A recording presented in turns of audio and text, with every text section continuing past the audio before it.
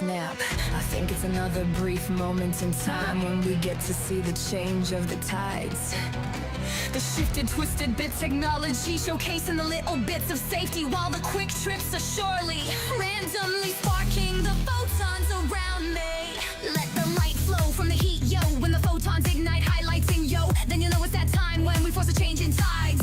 A little bit lined with something in us. It's almost like we something else, autonomous, or maybe perhaps it's that missing piece you needin'. Perhaps it's that simple message you searching. Perhaps it's just a different time framing us for the next adventure in the mainframe. Getting excited, so are the photons. Don't laminate so we can change the coupon. Let me raise the hash rate, submit the coupon fake, and reduce the rate while we mine our major bags. Crypto technology like cryptographic money will hash in your life into a set of QRs. It doesn't matter cause it's time for 3D changes perspectives. Welcome to the show. Welcome to the show.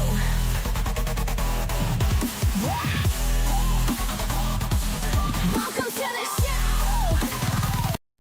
Well, yeah, welcome to the show, everybody. It is me, 3D, and I hope to change your perspective today on, well, a generalized topic. It's basically some information we've seen online. We're going to see, is this FUD or is this based? That's the whole thought of today. Is it FUD or is it based? We're going to go through the perspective. Now,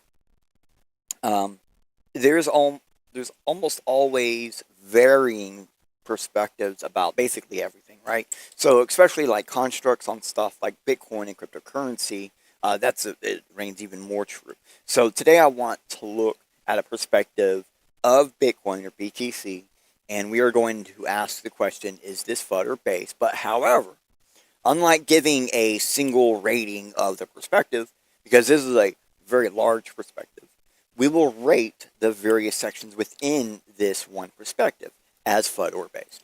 So sometimes reality exists even within FUD, and so let's find out where the FUD is, where the base is. All right. Well, first I have to admit we have partnerships and sponsorships I need to go ahead and shout out and talk about. All right. So first off, I want to go ahead and thank DeOrganized for teaming up with Bitcoin Live Digital Broadcasting, DB, because Bitcoin Live and DB and DeOrganized is a powerhouse combo. I see new heights for both organizations, and if you haven't checked out any of the DeOrganized early morning broadcasts for stacks and other topics that seem to be basically taking off every morning, well, go ahead and check them out on Twitter and other social media platforms. Basically anywhere you're watching this except for Odyssey. You pretty much can watch them wherever you're watching this at except for Odyssey. All right, now I got to thank the sponsorship. So I want to thank today's sponsorship, Shieldfolio, for sponsoring today's episode from within a quantum bit, as well as the Bitcoin Live DB network. Now, if you haven't seen a Shieldfolio, it's like a little black book made from stone paper.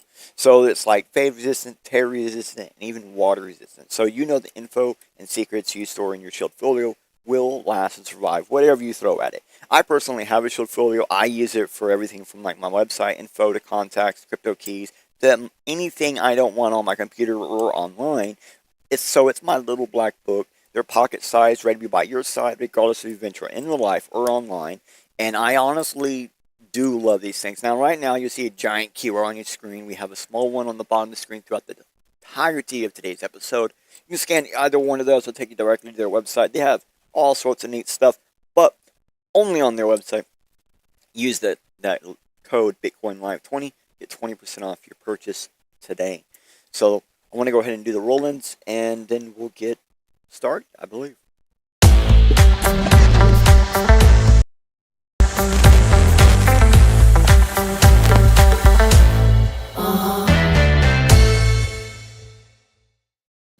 All right, and again, thank you, Shieldfolio, for sponsoring today's episode, because, well, you know, as I'm gonna say the thing. Welcome into the photon of the greater fourth dimension's quantum machine. So we're going to do this, and we're going to do this like this. So throughout today's episode, while we're on any one of these, we're going to basically do this little thing. Oh, look at this. So while we're on any place, you're going to see this QR pop up. Like, for example, right here, this is the organized media. I was talking about them earlier. So if you want to go ahead and check them out, again, every morning they got that Bitcoin and Stacking Stacks live streams. So go ahead and check them out, see what's digitally popping on their what you call it. So, all right, that QR basically, that's on the top right-hand corner, that's going to always take you to wherever we're at. So I know the YouTube link system, especially with the AI thing in the description, it kind of messes up a lot of the links, and there's nothing we can do about that. This is the secret, though. You use your phone while you watch, or if you're watching on your phone, take a screenshot and then later use the QR reader smart system in your phone to actually read it. So you don't have to worry. You can always follow along. Okay. I'm going to go ahead and give you guys today's free pre-search query. Which today's free pre-search query is proof of work blockchains after coins are fully minted, surviving the exhaustion of fresh coins. Aren't you glad you don't have to type that whole thing in there? Look how long this thing. It's a line of work. Okay, but anyways, like always, I did not use this query in today's episode research, but that doesn't mean we won't have overlapping links. And if anything about today's episode actually interests you, whether it's a debunk or rather it's fodder based, then this query should help you find more information that will interest you. Just replay after the show and then come over here to scan the QR with your phone or QR reader. It's just that simple. Now let's go ahead. Before you jump into that river hole, let's jump into the one for today's episode. Now, okay, there's this thing popped up. What does that mean? It means we need to have a little break. We need to actually catch up on some quick deets. So basically, everyone may have an opinion on Bitcoin. Okay, it doesn't matter if they use it or not either. They most likely have an opinion. So one of the reasons why some of us in the cryptocurrency space, for a long period of time, they kind of look at these perspectives with like a yeah or nah viewpoint. And this is mostly like because information is an attack vector. If 1,000 people online said the exact same thing about something, it may become searchable. And if any perspective becomes searchable, it may trend. And if a perspective trends, it may be spoken about in the mass media. Now, if something is spoken about in mass media, even if untrue, it may become self-fulfilling prophecy. So by fighting data with data, they can actually sway in which way mass media may potentially talk about something.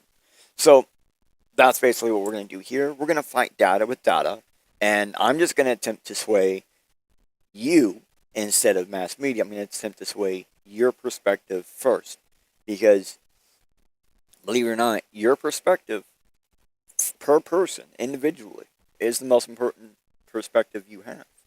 We're going to jump back in. Here we are. Okay. So this is today the person's perspective we're going to be talking about.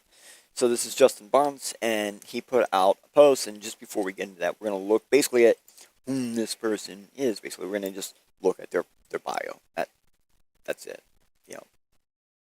Huge work being done today, right? So Justin Barnes is the founder of a cryptocurrency fund in Europe. Cool. That alone should tell you one thing. Regardless of anything, the perspective will most likely be price related. If his bio was about mining, it most likely his perspective would be about security or a similar argument. You could still have a price point argument there. If he said, and where his bio said influencer, it would potentially be like a political or a spoken line attack vector.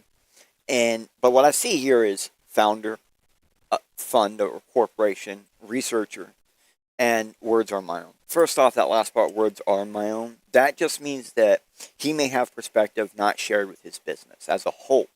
And this is normal nowadays to see, so that's fine. But it's something on his bio. The researcher part, I really didn't actually expect to see this part, but it does make some sense when we get into his perspective. Actually his post. So that was, so basically like profiting off the system in some way outside of mining and owning crypto. And that is fine to do, but it does show price is probably his most important intent. It should be noted that very few will actually work for crypto that works in the crypto space. So that again is like he's working for non-crypto and crypto within crypto. That's normally that's we call that a red flag. It's not a bad flag. I mean, everyone got to make their fiat, right? Or everyone's going to use fiats in some way. But when you're working in cryptocurrency, it's considered to be better practice to accept mostly crypto. But and we're going to get into the actual post. Okay, so we have all of the thingies today set up in a manner where we won't have to, hopefully we won't have to backtrack. All the backtracking is pre-done. All right. Okay. Oh, wait. It said mention pin tweet. He had a pin tweet that I was supposed to mention, and I completely forgot. I already closed it off. Too bad. So we are going to review basically this lengthy perspective, and it is quite lengthy. And we're going to do it in sections. The entire tweet is a series of statements that potentially stem from the same few constructs. So let's start diving in and finding out what Justin really has to say. So BTC will collapse within 7 to 11 years from now. First thing, the mining industry will fall as the security budget shrinks. Actually, I'm going to zoom in a little bit. We're going to move over a little bit. I'm going to bring this back in. So first, mining industry will fall as the security budget shrinks. That is when the attack begins, censorship, and double spend. Core will then have to increase inflation beyond 21 million, splitting the chain, and that'll be the end. The code and the math do not lie, as this can all be verified independently. We must prioritize the truth. Now, that's probably the whole that line right there. That's why the whole reason why I got put onto this idea of talking about this perspective was that line. It said, the code and math do not lie. This can all be verified independently. And that is what we're doing. We're going to verify what this man says independently, like he says it can be done. That's the whole point of today's episode. Okay, so now, before we go any further, I'm going to repeat this one last time. He said himself, the code and math do not lie. This is all verifiable independently. So that's what we were doing. We must prioritize the truth. No matter how much we love the ideal of Bitcoin, BTC is an emperor that wears no clothes. BTC actually is no emperor. It does not exist. It's just something we created that's a database. And we're going to get into how that is. But we got to get into his broken security model. That's really his first point. Like this first top point, you can say is probably his entire thing condensed. And we can see what he's claiming is Bitcoin will collapse within 11 years. And that's not that far away. And he's saying that it's going to start because the security budget is going to shrink, so mining will stop. And then there'll be open room for attack and censorship and double spends. Now, the censorship part we've covered before multiple times, and we'll probably keep covering over and over and over as we keep going, because it changes as you continue. So some of this stuff is like a continuous thing that you always have to fight against. So it's like, well, basically everything he's talking about, you have to always fight against. So a lot of this is very speculative to me, my perspective. So the broken security model, this is the first main point, right? Okay, let's see. Well, my thingy says to hold off on that. We're going to move over. Because I'm looking at my notes. And my notes literally are like, oh, we're going to cover some stuff before we get into it. So, here is the Bitcoin. Wait.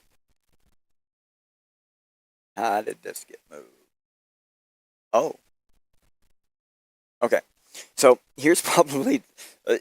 there was supposed to be a hashing rate box, and I don't see it. Oh, there it is. So, here's the Bitcoin hashing rate right now, okay? So, we're, like, right in this range, okay? So, the Bitcoin hash rate has gone down within, like, the past, like, what? Couple of months? But in general, it's still higher now, right now, than it was literally like 10 days before its peak. And so it didn't really move much at all. It's right there at that 10 days before the peak. All right, now back to what this was. Okay, here's probably the best, like, most information on the construct being argued here, which is many don't realize that, like, basically Bitcoin entered the game of digital currency, or when Bitcoin entered the game of digital currency, there were already coins in action. There were already using blockchain verifying databasing for additional double spend protection. Basically, like, people figured out with Darkcoin, I think, already had it basically, like, without them realizing they were doing it. I think they just already did it, like an index, basically. And then, like, Beancoin had an index. And then, I believe it was Hashcoin, or, gosh, man, I can't remember the names of all the coins anymore. With the hash one, I can't remember the name of it. Hashcash. People, like, started using them on their own. They started building their own community-based, like, versions, and that made this huge difference. And so, um, like, when Bitcoin entered, there were already people, like, this was kind of like a growing concept of just people doing it to help each other out. And the argument, like, really being given behind this now, or let me go back to what it actually says. The argument being given behind the price point wealth action cannot sustain past fiat inflation, especially with the current standings of such stuff. Then you will always see things like cost to attack and such will always, of the concerns individually, make some sense seen. Like, all in a, like, packed fit shows the flaws, but it's all price action talk anyways. None of the systems are considered as a whole, but individually they're working parts that are being considered. They have no influence on other parts, is how it's being considered. I'm going to say that one time. None of these systems are being considered as a whole. They're being considered individually working parts that have no influence on the other parts. When in reality, they have influence on each other, right? And so we have one line. You see there's one line in this entire thing that is highlighted, right? It's a source. I think that's the most important information right there. And this entire piece of document, out of all of this, see that source? Miners revenue from blockchain.com, CPI data from St. Louis Fred. Freed. I don't. Doesn't matter. This is what they're talking about. See this dip from here, here? See how we got this, like, yeah, that's what they're talking about. That's all they're really talking about. It's happened before. If you look over, just like last year, this happened before. Okay, let me make sure. Okay. I got notes on, like, every page, so I'm actually reading them this time. So there is this thing here that basically tracks the price action to show the miners earn. And if you look, it says total value in USD of the Coinbase block rewards and the transaction fees paid to miners. Okay. So that's what we have set here. That's what it's set to. So notice how, like, when the value of Bitcoin went from like 100,000 when it was like in this range, and then when under 90,000, the wealth earned also dipped, right? Okay. And so if we basically show this same thing, not in USD, if we showed it in Bitcoin, we would actually get, like, a completely different viewpoint. So you see how we have, like, red and we have the blue. So the blue is the actual, like, amount of US dollar earned, and the red is the market value. So you can see that the value price does have a lot of influence on whatever the median is of this line. So we're going to go in here and we're going to change the market value, and we're going to go to Bitcoin. No, okay, total circulating supply, Bitcoin. Wow, that is a straight up graph. Imagine that. It's almost like the supply only gets bigger.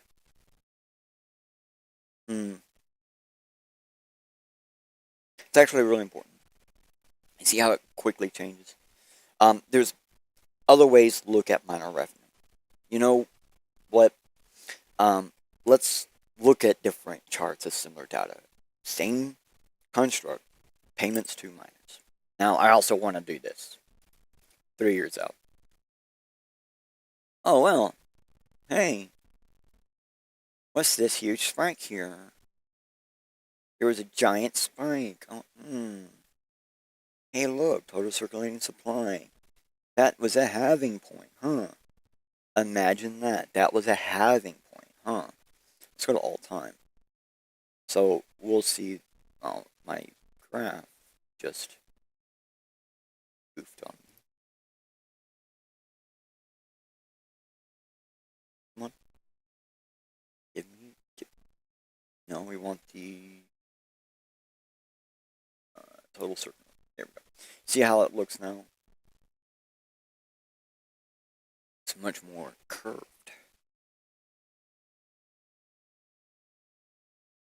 Okay, so we're gonna go to the other ones.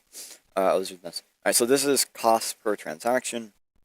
This is chart showing the minus revenue divided by the number of transactions. So this kind of shows you how much money they're making per transaction, right?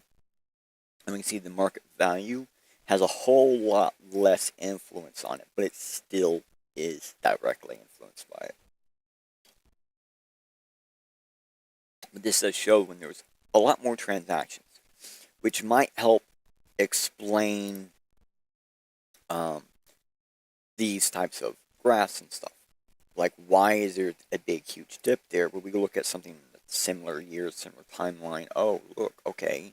I can see right up in here, there was a huge spike in transactions and stuff, while there was a huge spike in price. And so we get this spike. Okay. And it says,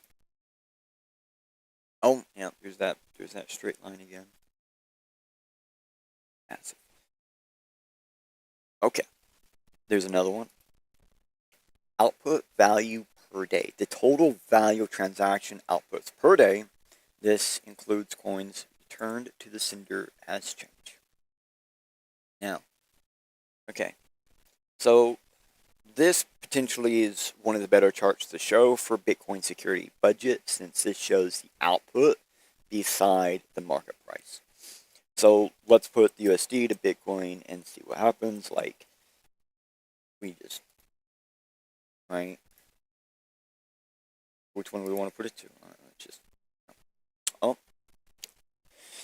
Really, this claim that this person is stating, this claim that this Reddit post is stating,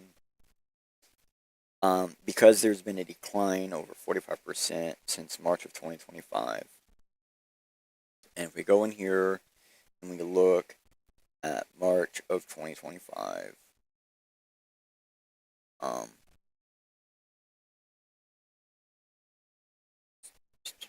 back up. We gotta go out. Yeah, this one. So, wait, what? Oh, come on. So March 2025 is here. I couldn't find it here. June 2025, May, April. There it is. So March is up in this area. So we have this one spike here in March 2025. To where we're at now, it's not. It's that much. You notice how it like it capping kind of at the market value. Kind of a telltale sign there. So this is a problem basically. Like, making the entire constructs off the data that doesn't really matter nor correlate with the perspective.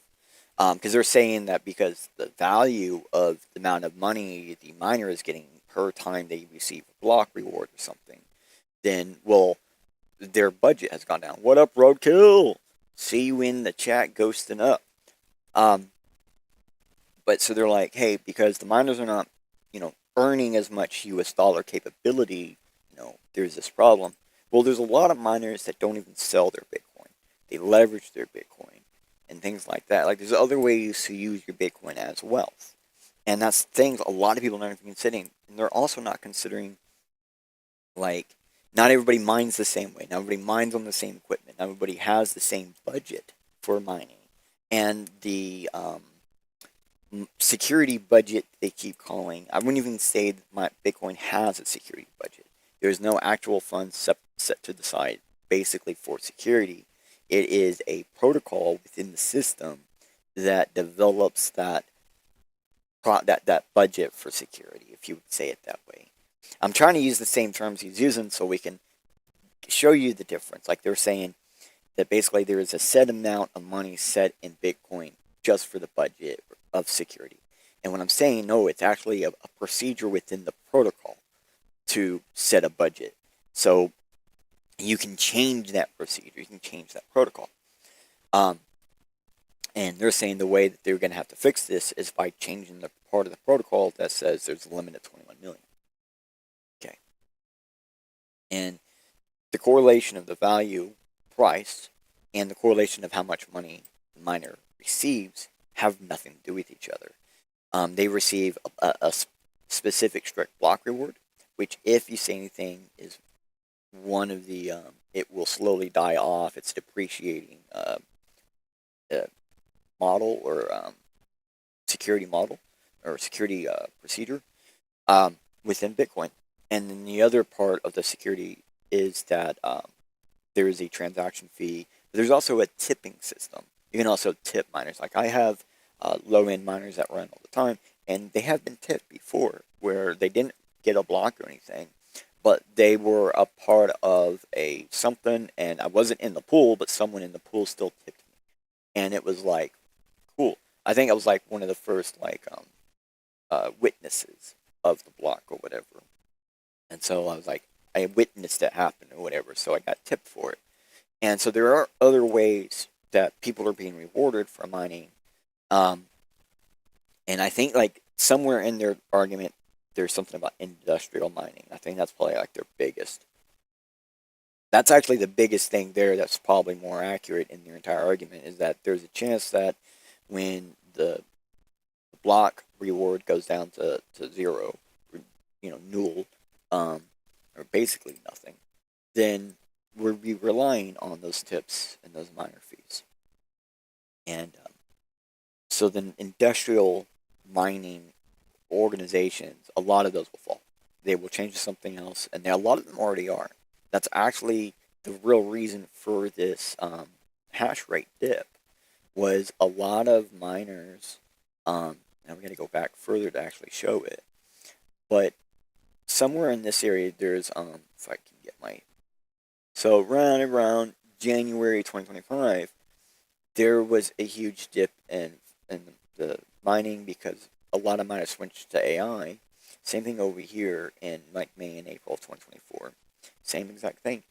And we've seen stuff like this in the hash rate before, where there was another way to profit, like when hard drive mining started becoming a thing, which is not, it was its own like separate thing. Like we saw a dip in the Bitcoin hash rate then as well. It was a different type of mining, so it got people to move around for that wealth. And that's the beauty of Bitcoin mining, is you can go in and out on the fly. Okay, so I got one more point in this note. It says if someone was to say, to be more accurate and more honest, someone could say Bitcoin has an unpredictable profit and security budget, and then I could agree with you, because that's really all the data shows, is that the wealth in USD of the Bitcoin output isn't equivalent nor reliant upon the price of the same Bitcoin produced and paid to the miners at the same exact time. That's actually what it says. That's what this data really shows you. All it really says is the Bitcoin output isn't equivalent nor reliant upon the price of the same Bitcoin produced and paid to the miners at that specific point in time. Okay. So, we got to go here. We're back here. Now, I just realized I might not have given you guys all of these QRs. This is blockchain.com. they have a whole bunch of graphs. You can check them like whenever you want and stuff. So you can always come them out, and like you see, there's a big long list right beside me that I can just click on and change the graph to check out that information. And transaction value per day, it's one of the things in here. We have more we're going to show you guys, because basically these graphs are kind of the tools and the things they're using for this argument right here. And so we're just going to basically use the same graphs and tools to argue, to verify their argument, which so far, the first part of the argument is unverifiable. It is FUD.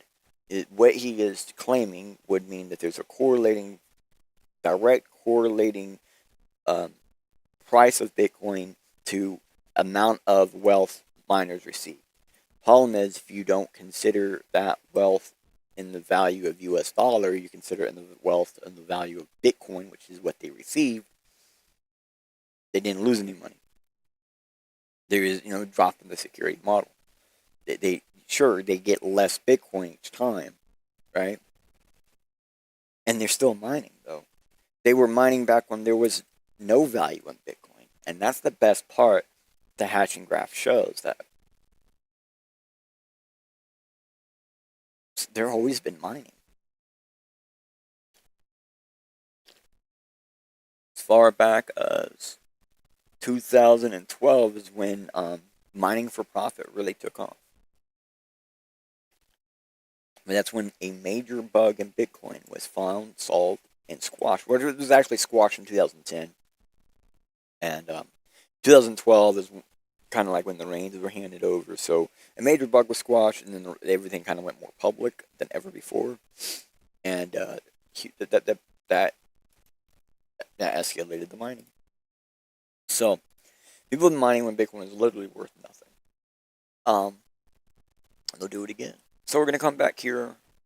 We're going to, okay, so as it stands now, Bitcoin must either double in price every 4 years for a century or sustain extremely high fees, only to maintain the present level of security.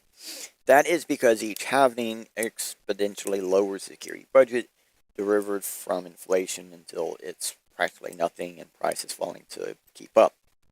Now, something I really should have had for this, but I didn't, but something you can always look up, is there was a point in time when the Bitcoin mining surpassed this special number. There is a magic number that when you calculate all of the possible hashing, any or all, I think it was any and all countries could produce, like their governments could produce at any point in time. Like Bitcoin's surpassed that like a long time, years ago.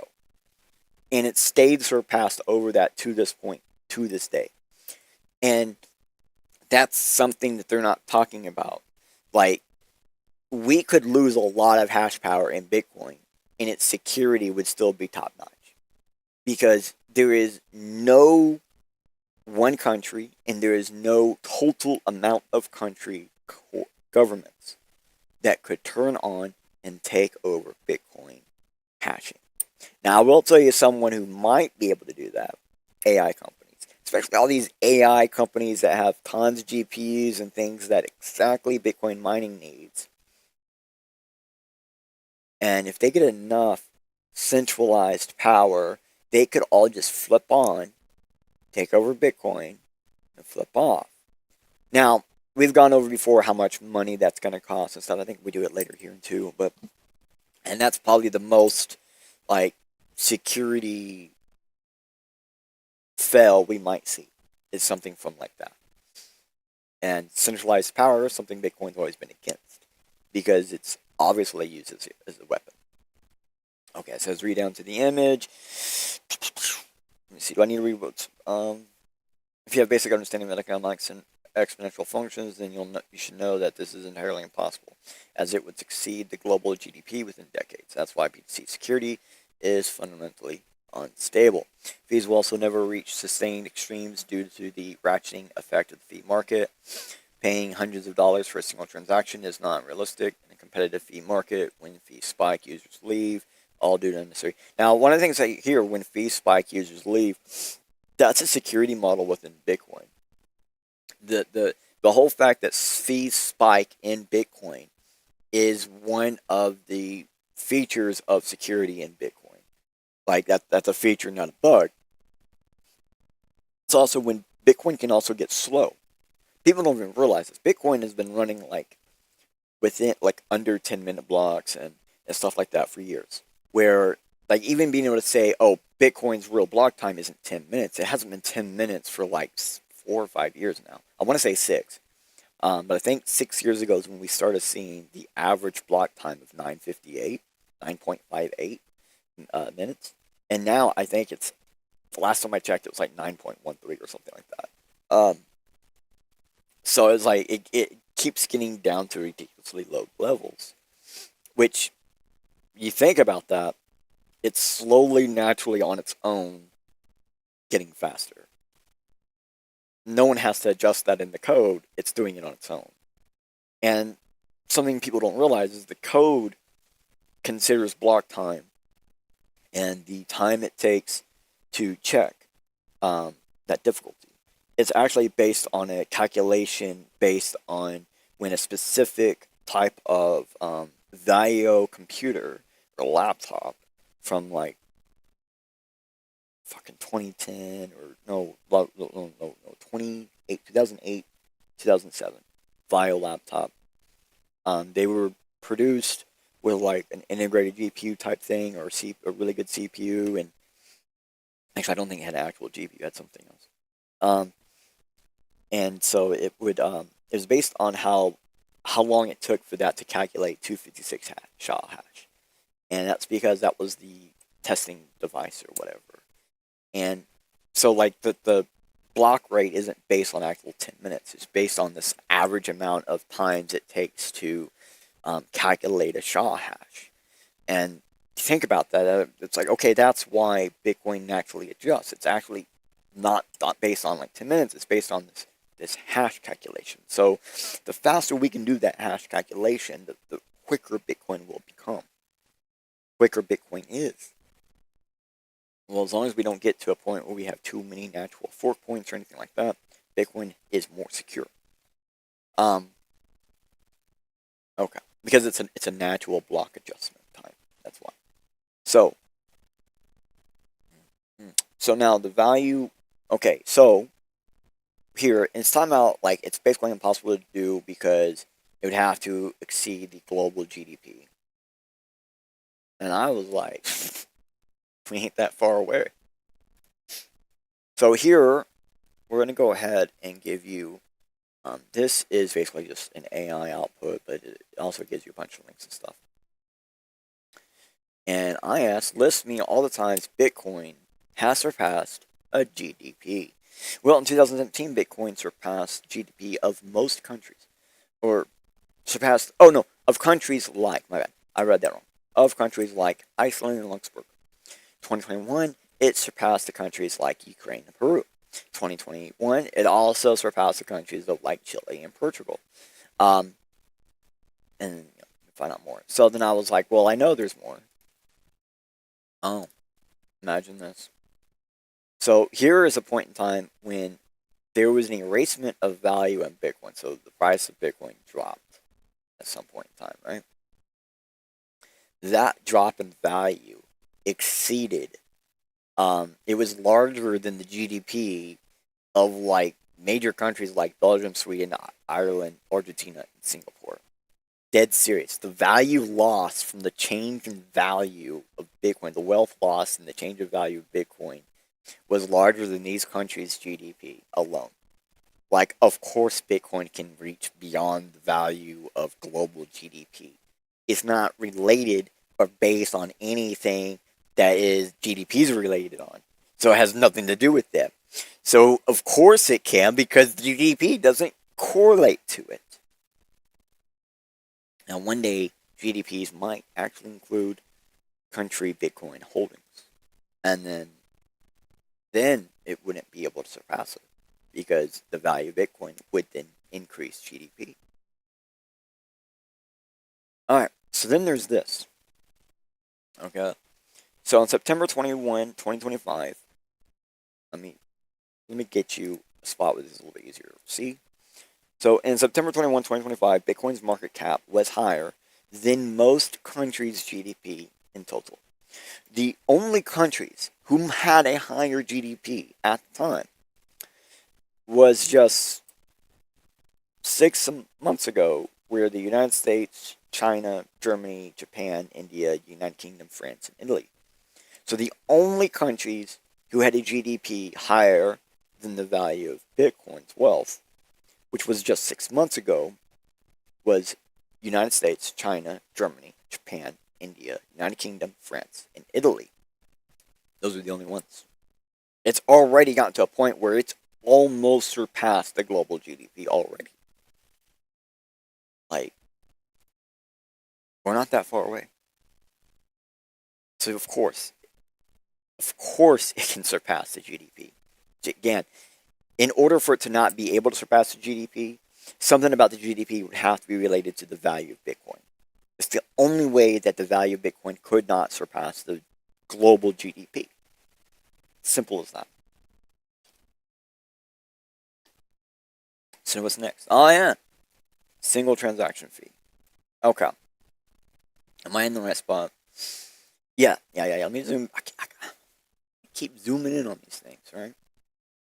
All right. So, this means that okay, no, I'm about to right past it. Fees will also never reach sustainable extremes due to the ratcheting effect, right? We already read that part, right? Paying $100 for a single transaction fee not realistic in a competitive fee market. When fee spikes, users leave, all due to unnecessary and arbitrary capacity limitations. Key word there, unnecessary and arbitrary capacity limitations. My sir, my gosh, my word. Those are personal perspective terms. Unnecessary and arbitrary capacity limitations is speculation. Because, well,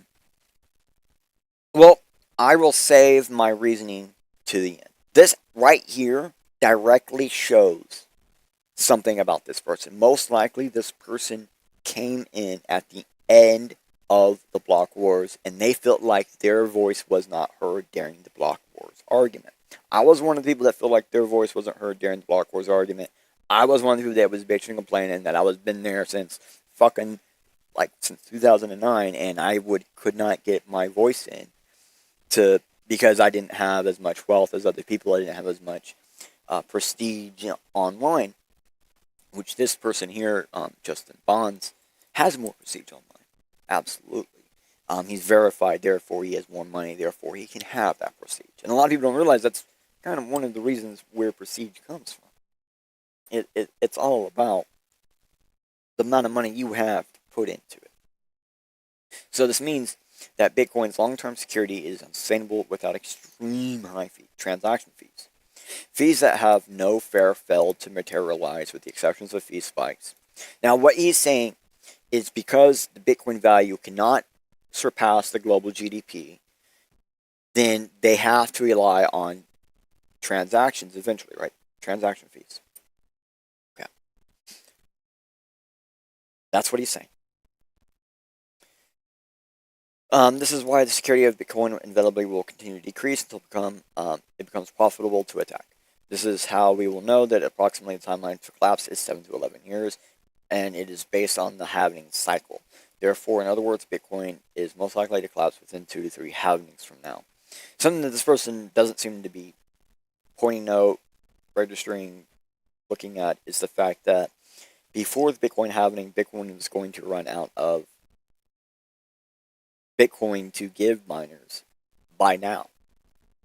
I believe 2024 was supposed to be the last year. If we had never stopped, it would have been 2024, something like that. It would have been super fast.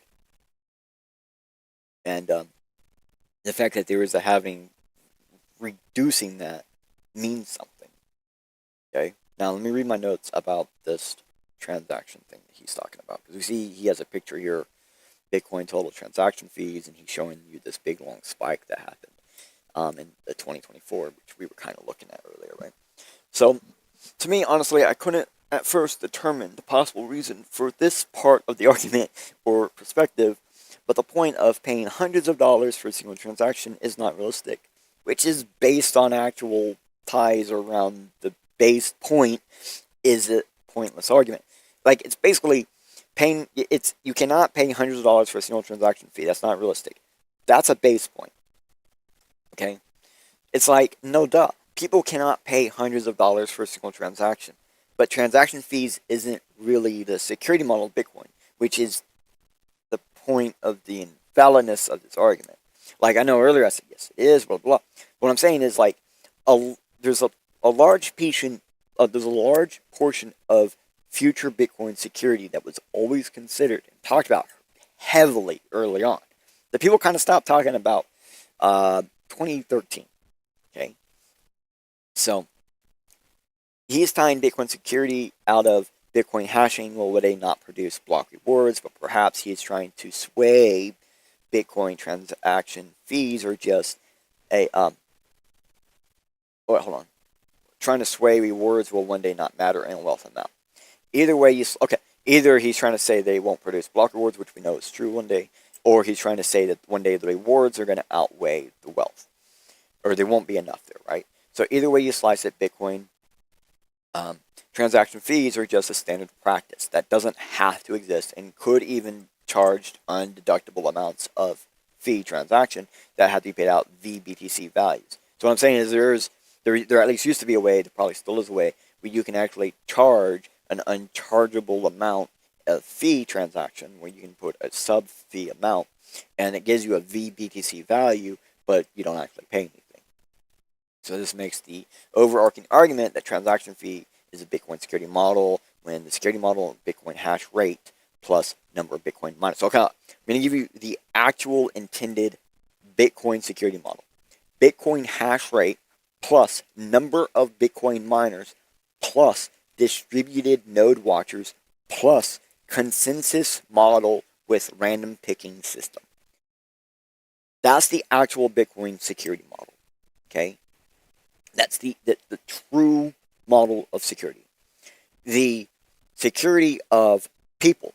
So like we're talking like Bitcoin's network security is the Bitcoin hash rate plus the number of Bitcoin miners plus the distributed node watchers. I'm missing something. Plus the consensus model with the random picker system. Okay, that's the Bitcoin network. The Bitcoin user security. Users attacking, right? Users doing malicious things. That's the transaction security. And that's the other thing that he's not pointing out. There is like multiple security layerings within Bitcoin for different reasons. It's not just all of it or none of it, right? We can secure the network from various autonomous attacks. Okay, that's why we need the Bitcoin hash rate to have be over a certain limit so no government can take us over at any point in time. Those are the people with the largest amount of lying around hash power, besides now soon to be AI companies. So then you include the number of actual Bitcoin miners. So when we say the 51% attack has to be 51% of the hash rate and the miners. People forget that. And one of the ways Bitcoin does all this syncing stuff is you have to connect someone very close to you and someone super far away from you. It has to happen that way. You have to have one close and one far. And so every time it syncs, it goes one close, one far. New sync, one close, one far. New sync, one close, one far. And so you get this random pick distributed system, even amongst like syncing. And when you're thinking about that, what is syncing? What does that have to do? You want to get a bunch of new miners out there? You want to get a bunch of new things out there? You got to have a bunch of new synced nodes. So you got to have that synced setup. So it basically prevents people from being able to spawn randomly on the fly, just jump on and do actions immediately. They have to have some amount of distributed time wait.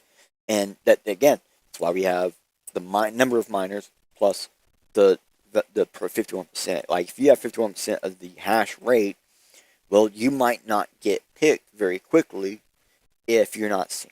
Or you won't get picked at all if you're not synced, right? And the more synced you are, the more chances you are to be picked. So, like, when you got 100% synced, you're synced with everybody else, you have the best chances of being picked. And then now you still have to outweigh the rest of the miners, because you might have 51% of the hash power. Well, you still get randomly picked just like everybody else. So it doesn't mean you're going to be the next pick. And again, so that's why we have the distributed node watchers. We have all these other systems in line to do these different things.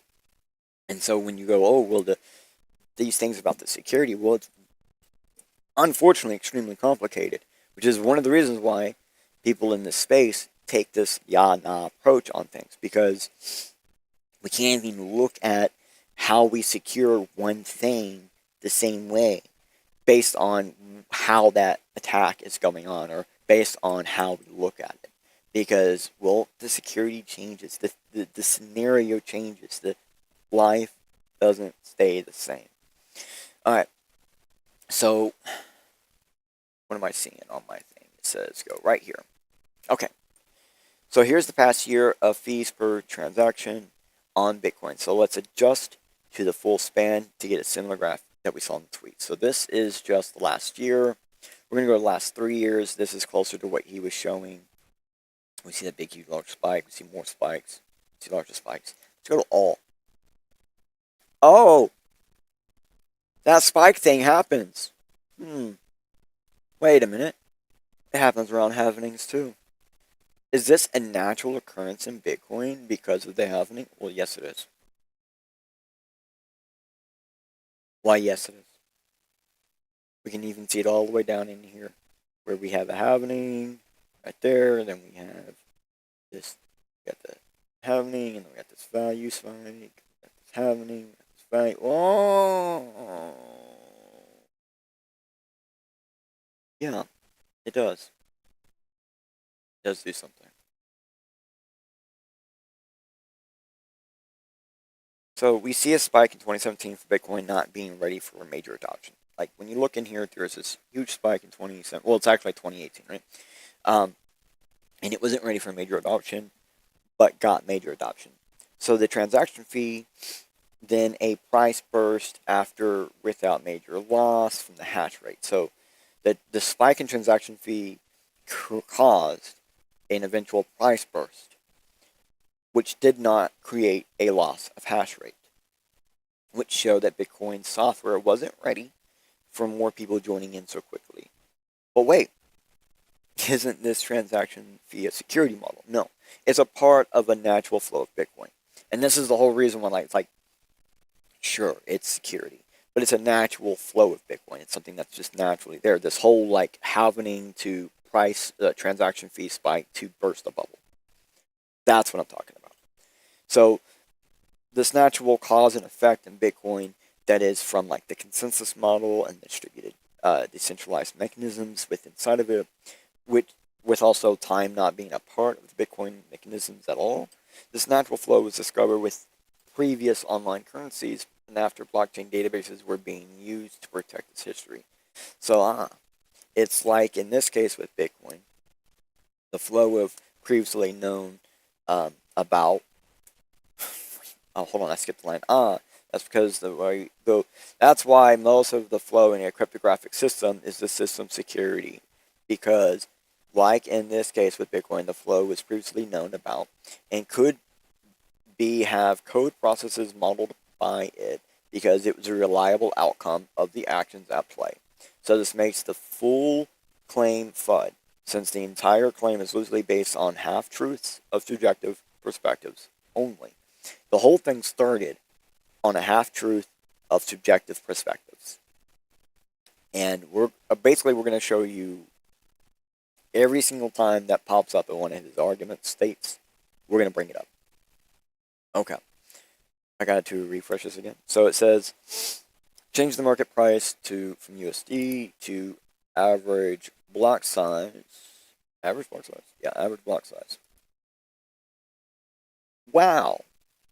Huh. Imagine that. When there are spikes in fee transactions, there's also these spikes in block sizes. like this 2.2 megabyte block size. Or this 1.9 megabyte block size.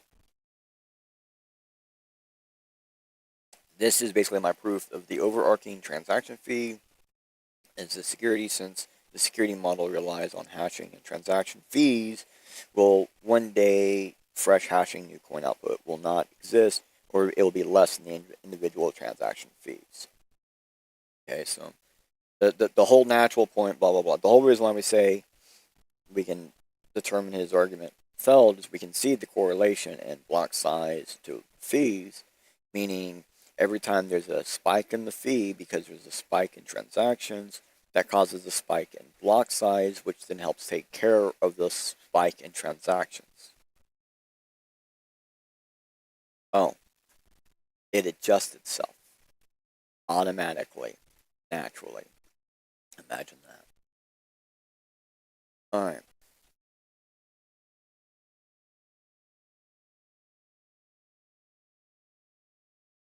Measuring security. Okay, so, all right. Okay. It says read. I have to read it. All right. The chart of miner revenue shows that Bitcoin security is actually lower now than it was 5 years ago, proving the decline of Bitcoin security, as it shows how miner revenue or block reward, not hash rate, is down. Now, he says block reward, but miner revenue is more than just block reward. Because if it was only block reward, well, this would be an only down graph. Like, duh.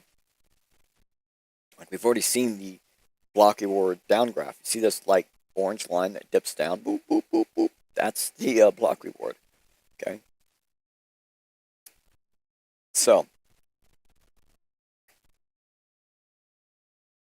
and it's showing, look, it's down, what, 5 years ago. So it's weird. It was really low just a couple of years ago. Like 3 years ago, it was super low.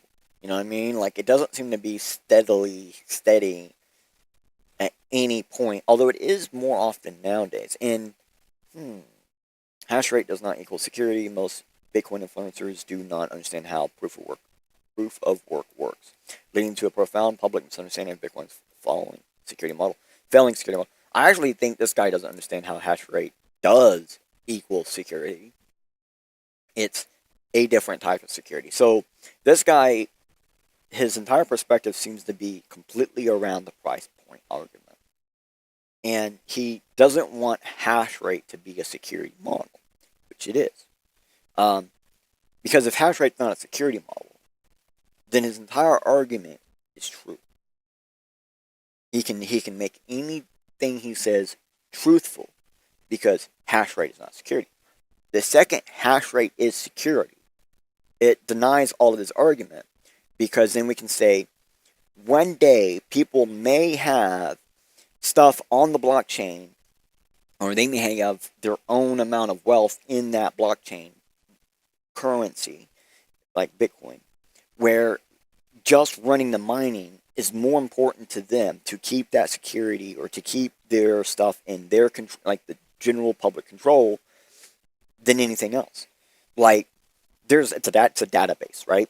People are actually storing stuff on Bitcoin all the time. There's already a point right now where there is so much stuff on Bitcoin that there are people whose entire lives are related around securing that for any cost. They don't care if they lose money. It is about the securing of that. And a lot of people say, well, you can't have a forever losing cost fallacy, blah, blah, blah, blah, blah. If you're not a business, you sure can.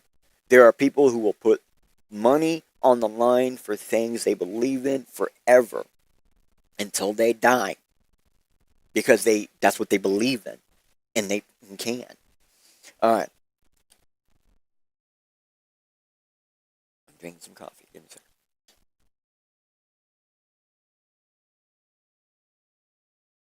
Alright, so I do have a note that says the entire argument behind the Bitcoin security model is that hash rate isn't what secures Bitcoin, it's the block reward paid to miners that secures Bitcoin.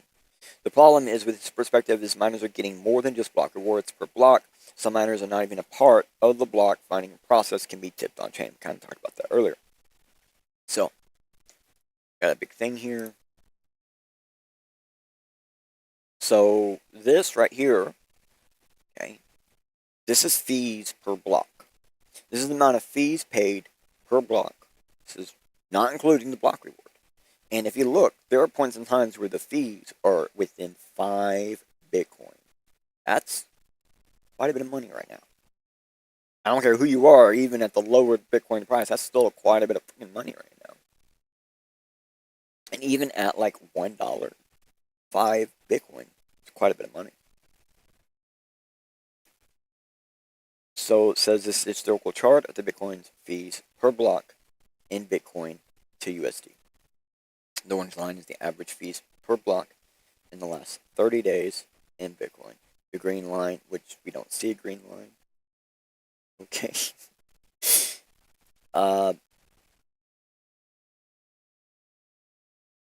No, one's in Bitcoin, one's in... So they're not showing the USD version right now.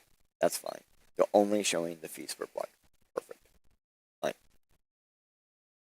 Fine. It does have a US dollar thing on the side, so this was valued at $100,000. That's probably why the value there isn't up. But anyways. Right there.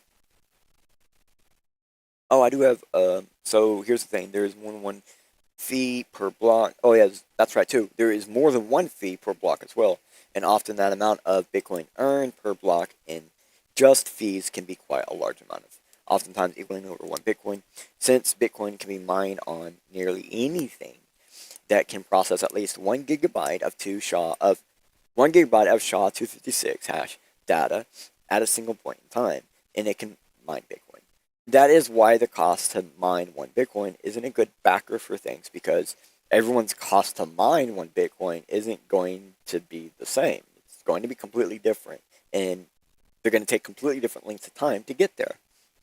So just like that, you can't look at a Bitcoin security based on transaction fee per transaction. You have to look at it per block. To even give it that line of light, you have to look at it per block. But this isn't when we get this isn't even what all the miners even get, right? This is just the fees, right? This isn't even all they get. Okay. It's important to know. So something that does happen on chain are tips. And I just asked this AI, Research AI, how do you tip your miner BTC? To tip your Bitcoin miner, you can send a small amount of Bitcoin to their wallet address as a gesture of appreciation for their work. Make sure to include a note if possible, and ensure you have the correct wallet address. But like someone's here, like I used to give and receive Bitcoin tips, up to $50. Basically, like one of their tips ended up becoming like a lot of money, becoming worth a lot of money one day. And that's the real thing about it, is you might mine one time and then someone might tip you years later. It is a thing. Okay. So this is the miner's revenue. This is that thing we were showing earlier, remember? We were showing this earlier? Okay. So this is set to the 3-year mark. So you can kind of see here that the average payment per block is now what we're seeing in the white, and miner's revenue USD is in the blue. Okay. So hold on, I'm getting to the right spot in my notes.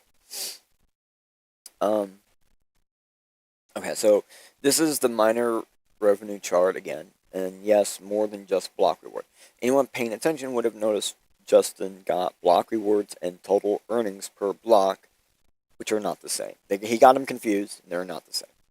So even if you go to his picture, it says in the image, Coinbase block reward and transaction fee, and I'm talking about this image right here at the top. We read that earlier, right? Okay. So, and let me, since I'm right there, he says, right here, miner revenue is block reward. Miner revenue is not block. It's not just block reward. Okay. So, where was I at?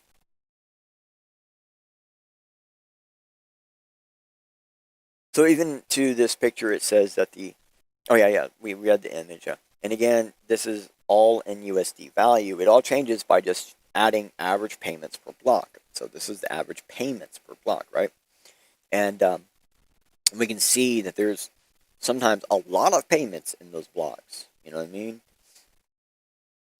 And okay, so there is a lag trend or prolonged trend of higher number of payments per block spikes created equivalently towards the spikes in miner revenue. Again, this payment to miners lags behind the trend line of number of payments per block, but it is there. And that's because there's an actual system of Bitcoin that like delays payments. It delays payments to miners. So now let's adjust from the USD to Bitcoin. Oh, okay. Now, as I'm doing this, I'm going to point out that, again, oh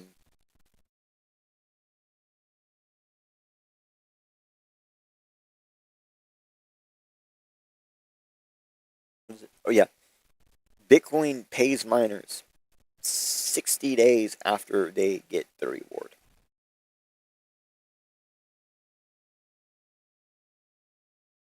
So that's why there's a lag based on that. Huh, look at that. So what we do see is that every time there's a halvening, there is a drop in transactions, total transactions per block, or payments, per payments per block. Now, what that really means is that eventually that number is probably going to go back up. If we click up all, we can see, yes, there's a natural decrease in that thing. It does that naturally over and over and over. It's just a common thing. Okay, so it's common, it's natural, it's a formation in the system, and it dips, then recovers, and we can see the only time so far it hasn't recovered is in the last, like, what? That's very tippity top of all payments was in 2015. We had more payments in 2015 on chain, more payments per block than now, actually than ever. Well, what happened in that area of 2015? Well, I mean, we had the block wars, we had stamping, we had a lot of stuff going on, a lot of spam on chain. The other thing is, though, right after like this December 2015, yeah, so right after this huge spike, there was a major change in the protocol that basically allowed us to reduce what we see, so to speak. Like we can kind of hide more into the numbers, and it really shows. And so I would say you have a better argument to claim that that major change in the Bitcoin protocol created a decrease in value possibility, but it's still higher than what this this one.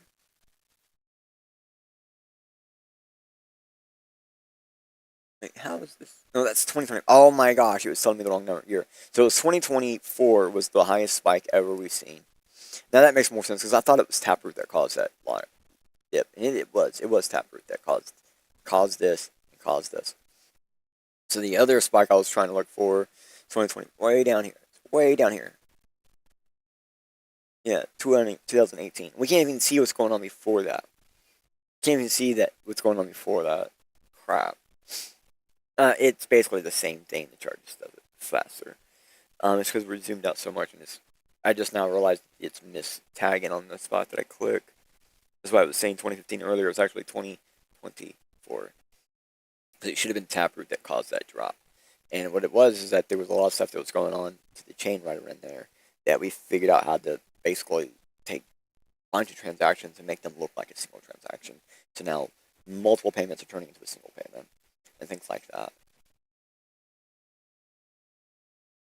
So this is the average block size throughout the year, and we have it paired average transaction per block and the average block size.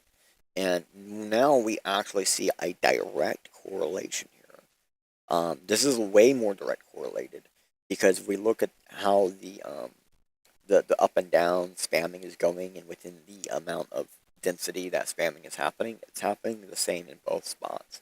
So we're having it, the average block size and the average transaction per block definitely correlate to each other. So the number is people have been securing Bitcoin. The reality is people have been securing Bitcoin even when Bitcoin is worth nothing. And as more and more people use Bitcoin as a database, which has been increasing over the years, well, then more people will want to secure Bitcoin through hashing because they have data or something tied to the chain that's not directly the currency. So to help explain that Bitcoin is a database first and a money system second is, well, the average block size per 24 hours over the past lifetime. That's what you're looking at right now. The average transaction block does not correlate to the amount of data stored. The average block size per 24 hours. So we do see a direct correlation, but they're still not tied to each other, right? Like they don't have to be in sync. We always see that lag. We always see the correlation. We don't see the sync. And that's directly because one affects the other, and therefore, like these thousands of transactions were possible thanks to 1.86 block. And then we had a huge spike of 1.86, 1.6, and then 1.67, 1.64. So it just slightly moves up in huge number increase. And it's because, well, it's like, no, they're clearing up the meme pool. And that's the other thing, like these big, huge, directly where we see both correlate at the same time, that's meme pool clearing. And so that's the other thing that, like, you can do this, you can use this chart to check certain protocols within Bitcoin. Did this happen? Did the meme pool clear? Well, yeah, having happened. People stopped transacting so much. Value went down some. Meme pool cleared. Hash rate went down. Okay. Common. And then what happens after that? Well, now all the things are down, so people are putting back into Bitcoin, and then people start using Bitcoin, and the price of Bitcoin goes up, and then everything kind of goes back up. Oh, exactly. Okay.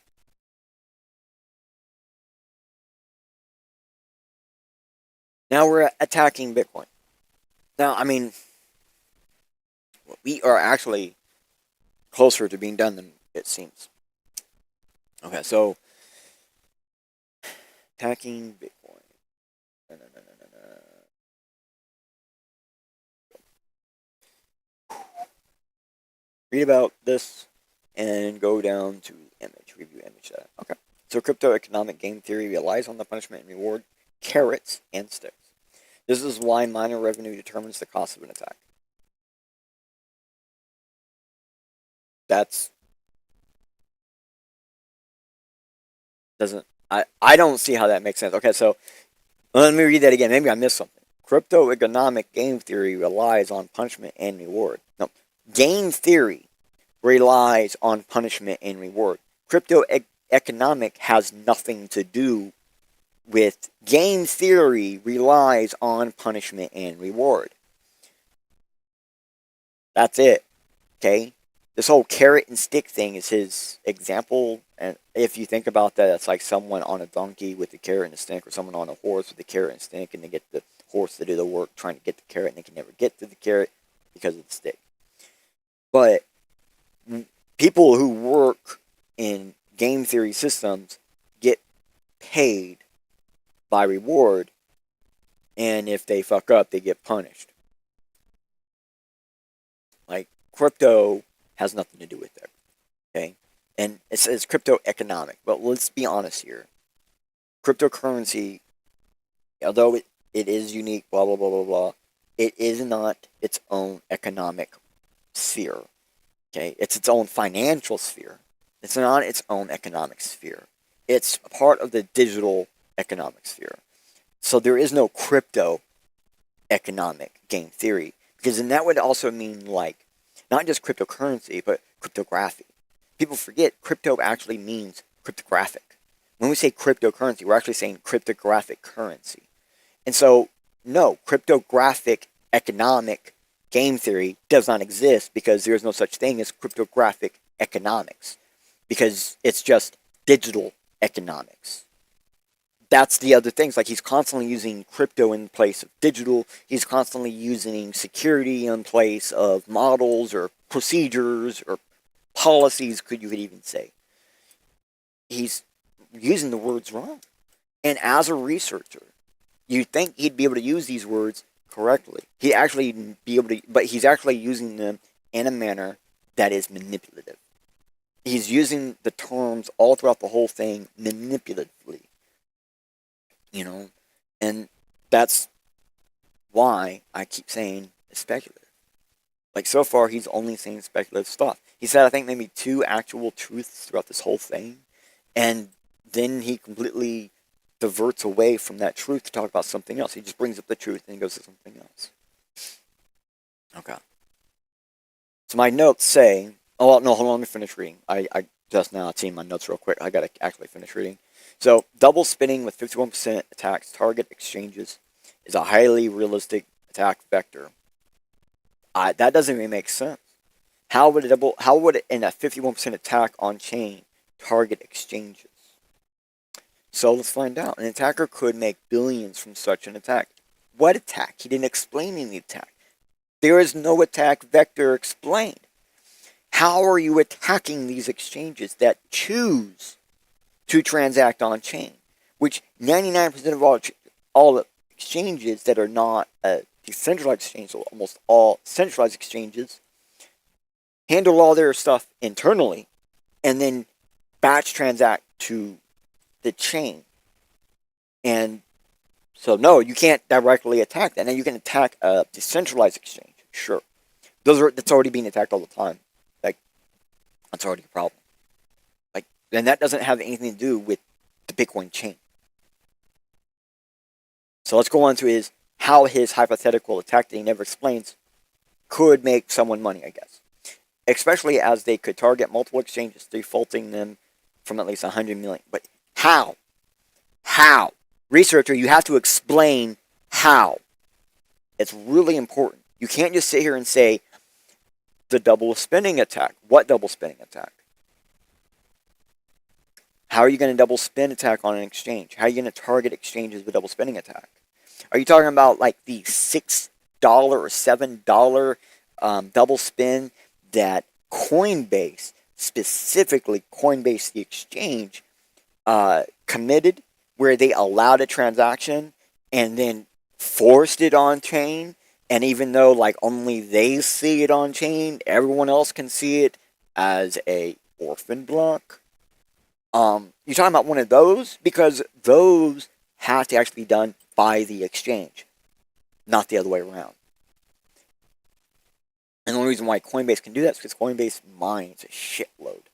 So they have like their own mining sector. And when I say that, I mean like even in the memory of Bitcoin, like there's ways that you can sync up where you sync up Coinbase first. And there are ways where you sync up where you don't sync up with Coinbase pretty much till the very end. And you'll notice a difference in the data logs. Some spots in the Coinbase one will say, oh, well, there's these other transactions or whatever. And in the main one, well, the transactions still work out, but not in the manner they think it does. And so it looks like a double spin, but it's not. Depends on how you sync up your node will make it look one way or the other. It will either make it look like a double spin or make it not look like a double spin. It all depends on how you read the data. And that's kind of what this is pointing to, the reality of the problem. It's all about how you read the data. So an attack could, okay, read that, yeah. Especially if we could also include simultaneously carrying out exploits on decentralized protocols. See, not explaining anything. What exploits? What exploits? Like, he doesn't know. He's just making it up. And I think that's what this really shows. I think that this shows that he doesn't know. He's saying, well, if A, then B, because C, because of that D. And it's like, sure, but A has to happen. And if A never happens, then your argument is just flawed. And if your argument is just flawed, you're lying. You're at least lying to yourself, okay? So the basic premise is that an attacker sends their own Bitcoin to an exchange, trades it for another asset, and then sends it back to themselves. Problem here. First thing, whoop, red flag.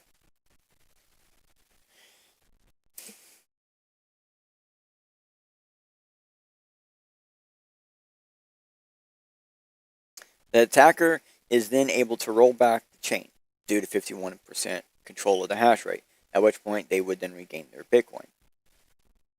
But then, okay, here's their attack method. I'm going to exchange my Bitcoin for a non-Bitcoin currency, and then I'm going to roll back Bitcoin to get my Bitcoin back.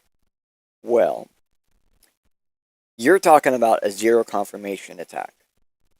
And as long as you go through an exchange that doesn't do zero confirmation, that's not going to be possible. So basically, the only way an attacker is going to be able to do this is at a Bitcoin ATM. Oh, and almost all Bitcoin ATMs have switched to the 6 confirmation wait period, which is the average confirmation wait period. And most Bitcoin exchanges have a 6 to 12 confirmation wait period. So this would only be possible under those two circumstances. You're going to a Bitcoin ATM that's not using a zero. You're going to an exchange with a zero conf. Let's just say it that way. An exchange with a zero confirmation security procedure in that exchange. Okay? And as sad as it is, people have already done this without having to do a 51% attack of the entire Bitcoin. There's no reason to.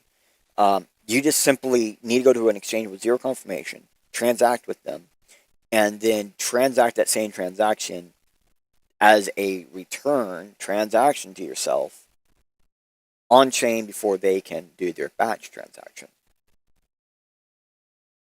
That's it. And that's not a Bitcoin attack. That's directly an attack on the exchange's own exchange security.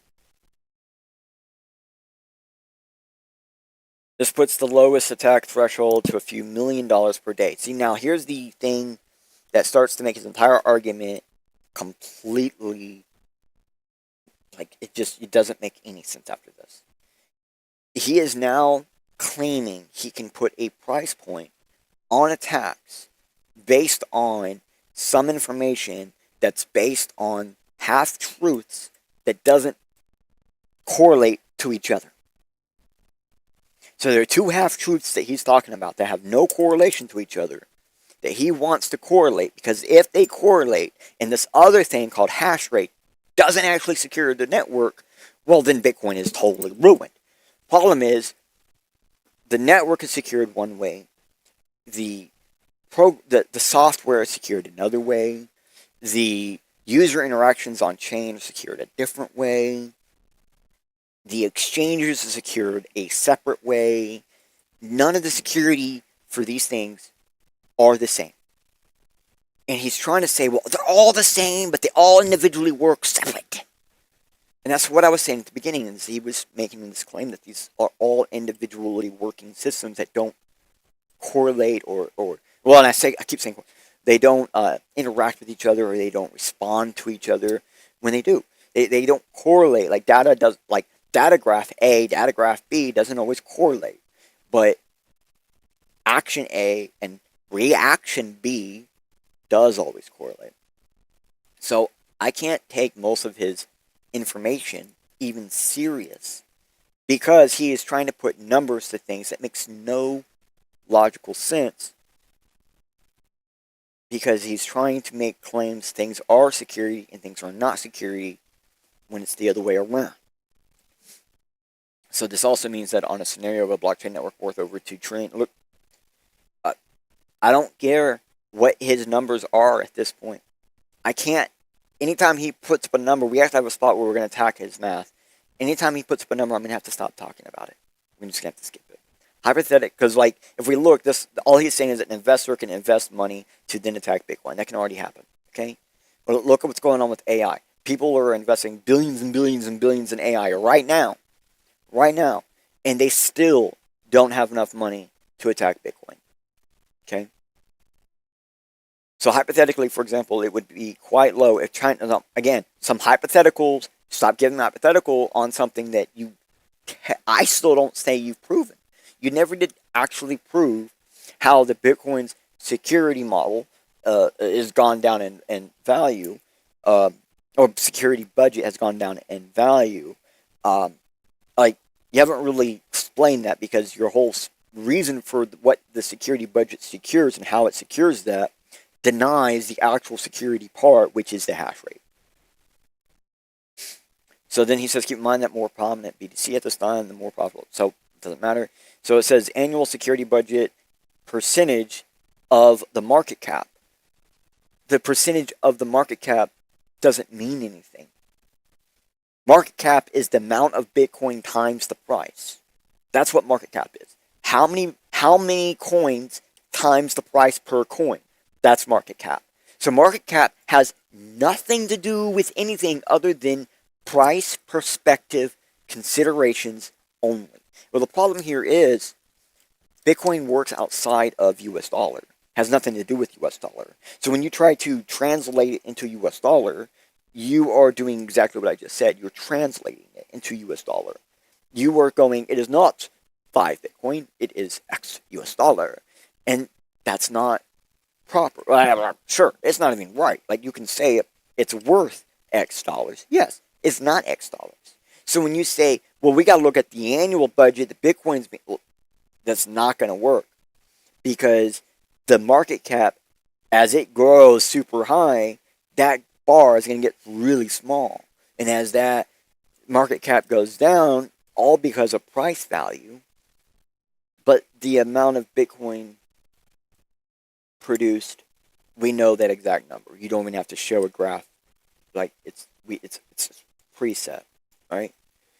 We know exactly when it's going to go to what. We know all this. This can be put on a calendar better than the weather can be put on a calendar. And then the fees are always going to change. And so you can't look at that either. You can't look at that in consideration the market cap either, because, well, the fee is in Bitcoin. It's not in US dollar. All right. Now, it says here, I have a big long thing, and some of this relies with some of the stuff that he said. Now, he says this means that Bitcoin is never too big to fail. That's a true statement. Bitcoin, nothing is ever too big to fail. As long as it fails to generate fee revenue to sustain its own security budget. In fact, this attack only becomes more viable, not less, with increased adoption. Okay, all attacks become more viable with increased adoption. That's an automatic. Like, nothing what you do there is going to change that.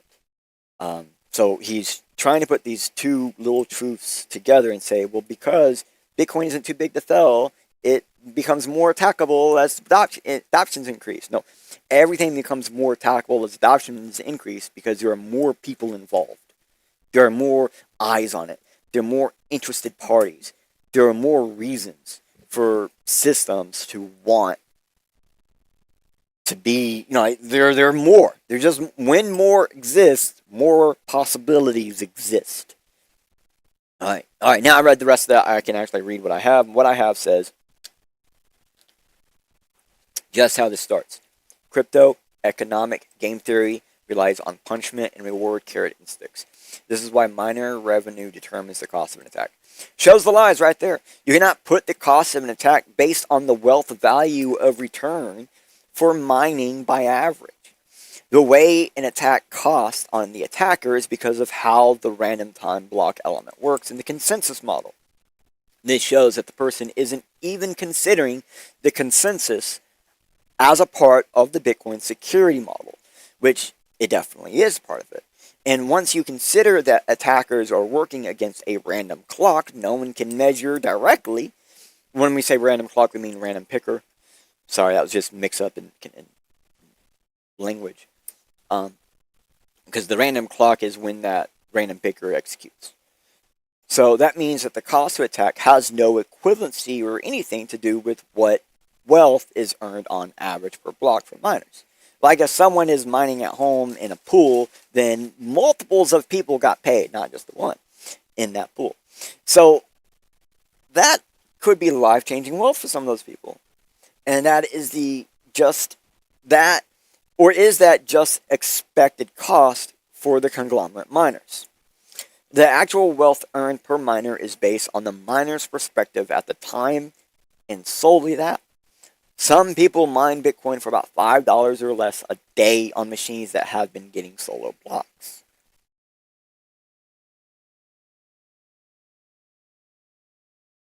Here's a solo block tracker. Alright. Here's a great way to sort through all the blocks to find solo miners finding blocks outside of pools. Okay. Solo CK, public pool, another. So these are like pools known for running individual miners on the pool. And we can sort it through a few different currencies. Okay. Blah, blah, blah, blah, blah. Especially since small factor miners like NerdAxe miners have been finding blocks, this means that tech as cheap as a car insurance payment for 1 month or less can actually make you 100 times more money in one block discovery.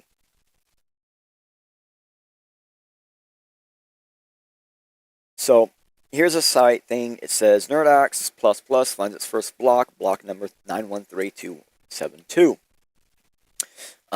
It landed with the ocean mining pool tag on Mempool. With the social media began exploding, multiple social media bans on X talking about how it's winning because using Ocean's datum setup, turning a home rig into a headline news for Bitcoin. However, because the NerdAxe was hashing through the ocean mining pool, the operator did not receive the full block reward. They received the proportional amounts that they put into it. So this is one where they were mining with a pool, and they got it, so they didn't get the full amount. But this is a really small block, device. This is one of those. It runs on like $5 a day on electricity, and it found a really good block. This for the person who for this person that was life-changing money for them, even though they received a portion of the block. And here's some data on how all this works or whatever. And so it says, let's talk about the odds of using the network. Network difficulty at that block was over 136.4 trillion terahashes. The hash rate was 4.8 terahash at the default, which was default for that miner. The network hash was 1 zettahash, so all these right there, per second. And 4.8 terahash was this many hashes per second. So the expected time was about 4,144.66 years. So based on just what the current network hash was and what this person's hash rate was, their expected time to actually find a block was 4,144.66 years. That's how long that's how long it was supposed to take them to find a block. Okay? This shows you that probability maths are just that, probability. Reality makes a huge difference. So that translates to the solo odds of approximately one for per day. It was 1 in this huge number. Per week, it was 1 in this number. Per month, 1 in 50,000. Per year, 1 in 4,145. Nice. Okay. So they show you how you do the math to actually turn that into what the odds really mean. And so if that's the only block he finds, then he got this 1 in 4,145. Nice.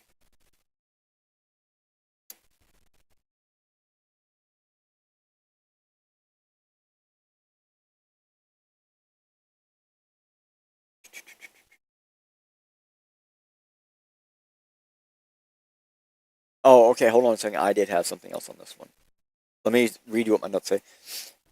So here are some people that sell or are involved with small factor miners, like the NerdAxe specifically, which are repurposed large-scale miners that were no longer profitable. But the chips that do the work are recycled to become now profitable. And now, instead of, say, one person profiting from one device, that same device is now profiting about 20 or so people's. Wow. Old miner tech is reused for the not so rich. This is one of the ways that miners keep securing the network. They find systems and they go, oh, this no longer secures the network as well as it could. How can we make it work better? And they find that way. Here is the block. This is the block, okay?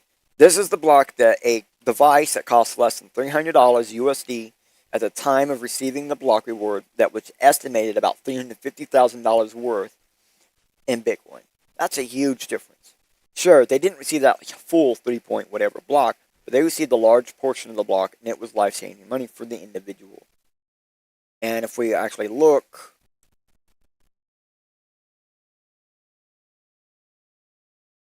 quite a few transactions in here. 67 pages of transactions. Holy slaps. Lots of transactions. Okay. So, I've considered how to determine... oh, my bad, I said that completely wrong. I was reading two different lines. So I have covered how to determine cost to attack Bitcoin. And the total market cap value is used in many of these calculators. But you know what else is used in many of these calculations? Total hash rate per block. Hold on there, though. You know, there's a better way to determine this for yourself, which obviously you just come in and you do it. You know, you look, okay, look, Bitcoin right here. What's this nice hashable value? This is something a lot of people don't even realize.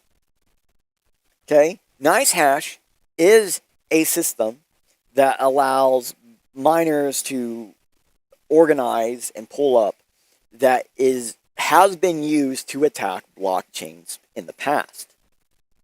Directly used to attack blockchains. So it's actually used as an attack vector minimum. If nice hash can attack you, you're screwed. People wonder why not very many people use our chain. I wonder why. I mean, honestly, lots of people still use it. It's just the people who are using it, they are using it in a manner to where they don't have to worry about that. Oh wow, cat coin, 10,000% nice hashable. Wow, hush, 13,000% nice hashable. Wow, stone queen, 15,000. 2,000,000% hashable, nice hashable. 7,000,000% nice hashable. Mooncoin. Mooncoin is 7,000,000% nice hashable. Oof. And there is a button here where you can actually learn more about how all of this works. So you can actually educate yourself a bit more if you want to. Alright, so we're going to go to the next one. Here actually is a calculator. Here's one way you can adjust and determine the actual cost to attack the chain without any value of Bitcoin involved. This doesn't even ask you what the value of Bitcoin is. It doesn't know what the value of Bitcoin is. It doesn't matter what the value of Bitcoin is. Oh, attacking Bitcoin doesn't actually matter what the value of Bitcoin is. Oh. The only time that it matters about what the value of Bitcoin is if you're going to purchase your way into the attack. Bitcoin is not a purchasable attack method. It's not a proof of stake. Only proof of stake can be purchased into attack. Now, I'm going to read my notes on this. That's because actually determining the cost of attack to Bitcoin changes based on everything, including how the attack is actually done. So they claim about 51% attack being 2.x million in X years to attack. Well, that's just an annual cost of electricity to attack Bitcoin to control the hash rate right now. Like, it is already nearing $2 billion in electrical cost to operate for a year. Okay? Hardware plus that is an additional $5.5 billion. Okay? So the hash rate would have to drop substantially, or a completely new way to attack Bitcoin would be needed in order for that said X year attack to be capable, like the guy said. Well, the guy didn't actually say how the attack would be capable, so the attack at all wouldn't be capable, because he didn't describe it. Alright, finally, the maths.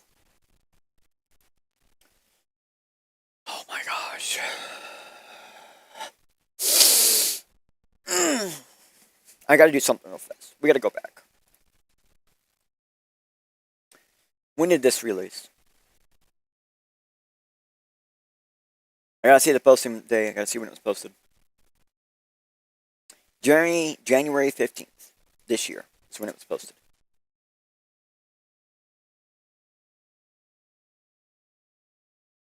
The TPS calculation is based on max theoretical TPS. Max theoretical TPS. That's transactions per second.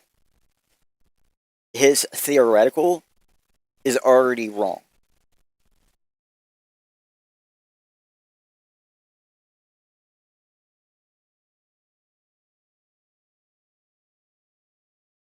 The figure for on-chain Bitcoin holders was taken from Glassnode's analysis in March of 2023. That doesn't make any sense. Why would you have data that old to calculate with? It doesn't make any sense. He's purposely using data that old for a reason. Because data after that completely breaks his entire math calculations. All of his math is 100% incorrect because he is limiting his data on purpose by almost 3 years at the time of publishing. He is less than 2 months away from publishing 3-year-old data analysis. Now, I'm aware that when you do analysis on data and stuff, it takes years and stuff. But something you would have to do when you're dealing with data analysis and stuff is you always have to go back and update your analysis before you publish. You have to take all your analysis and stuff, and all your math, and you have to update it before you publish. There's a reason why, because we're going to show you the reason why. So he's going to use this P2P hash. This is a type of transaction hash, which is not the only type of transaction hash that can exist, so why not the only one to be going off of?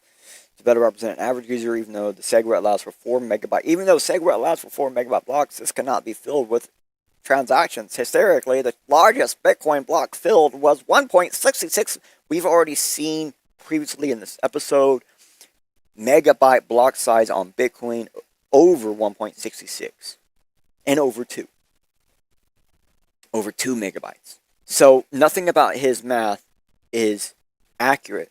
Nothing about his math is correct. Like, sure, the way he does his math is correct. He is actually performing the math correctly, but the data in his math is incorrect. And that makes his end result false. A falsity.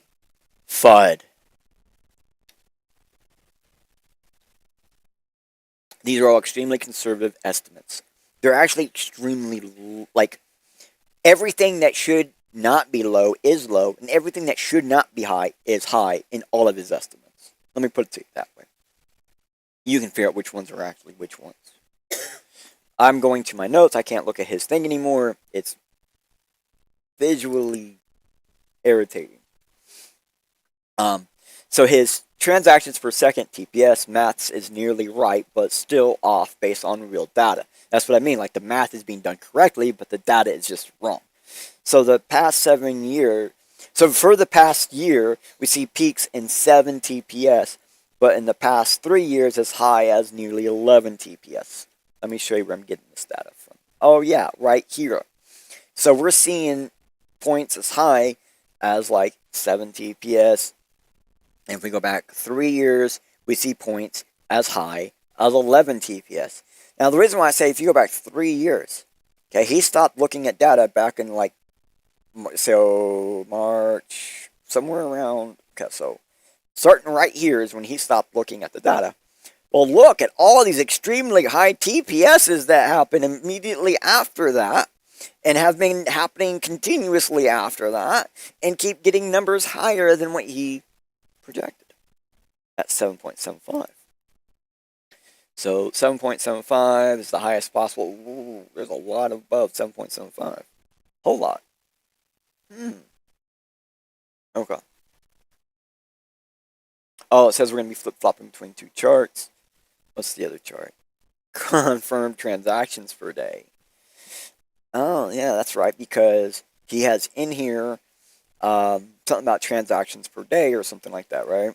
Like, is that how he comes up with part of his estimate? So he's got block size, transaction size. Yeah, transaction size, 374 bytes or whatever, right? I don't think I can put this into bytes. Yeah, I can't even put it into that formation to view it. Maybe average block size. Maybe that's going to get us closer. And he's saying, what's 3 megabytes?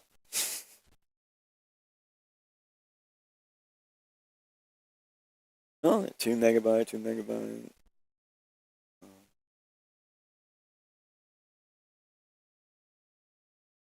2 megabyte.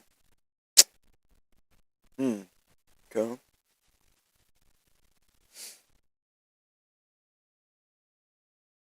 Here's the average block size. It's 2 megabytes. So this is the past 1 year. Here's the past 3 years. Again, so he stopped looking at data roughly right around this area. So roughly right around this area, he stopped looking at the data, and we start seeing like all sorts of high trends after that. Okay. Go to all block size. We can see some of the highest block sizes ever. You know, like 2.2, 2.1, 2.2, way over here. 2.29. So, transactions per day, we see that in the past year, within 650,000 transactions per day, within the last 3 years, nearly 1 million transactions per day.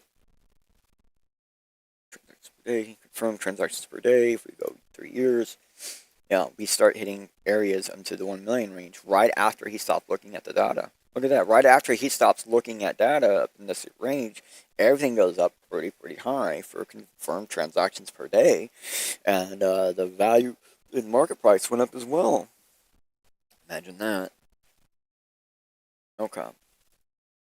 So his last half of the argument in his maths is just claiming his math is, I'm claiming his math is just off, like where or what number values he is using to back his claims is what's off. So he said the largest block was 1.6 megabyte, but yet there is data saying otherwise to 2.2 on record for the last year alone. Slightly higher in the last 3 years, though. So I am not going to attempt to argue any more about his maths, because the more you look at his math, the more you realize it's 100% just speculative data. It's just speculative data.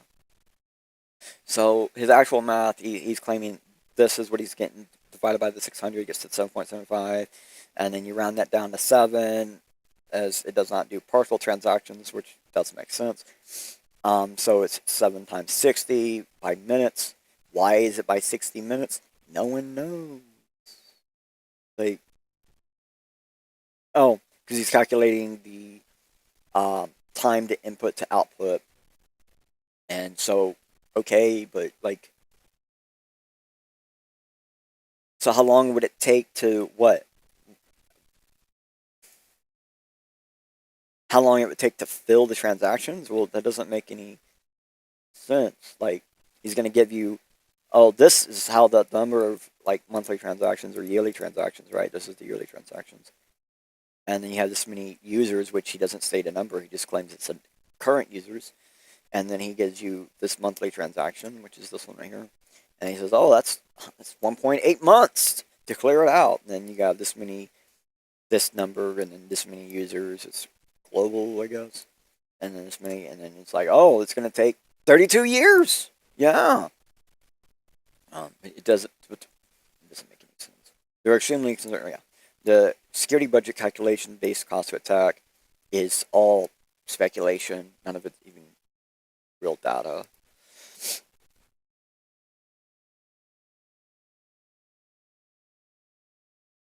And I say that because it might be based on real data. It doesn't mean it is real data. Alright, so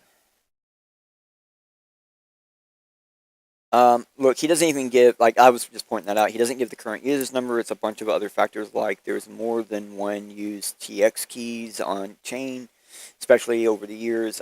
So one cannot honestly calculate the data that he is attempting to do so without being speculative at all. One cannot argue speculative maths, but can only allow time to disprove them, for logic is not considered in those maths. An example to explain myself, he claims it would cost 2.x million to attack Bitcoin in the time window, and the attack holds for 1 year, but also holds attack for 1 day, all in the same maths of his. But right now, just to power what is needed to attack Bitcoin right now is nearly 2 billion in costs there alone.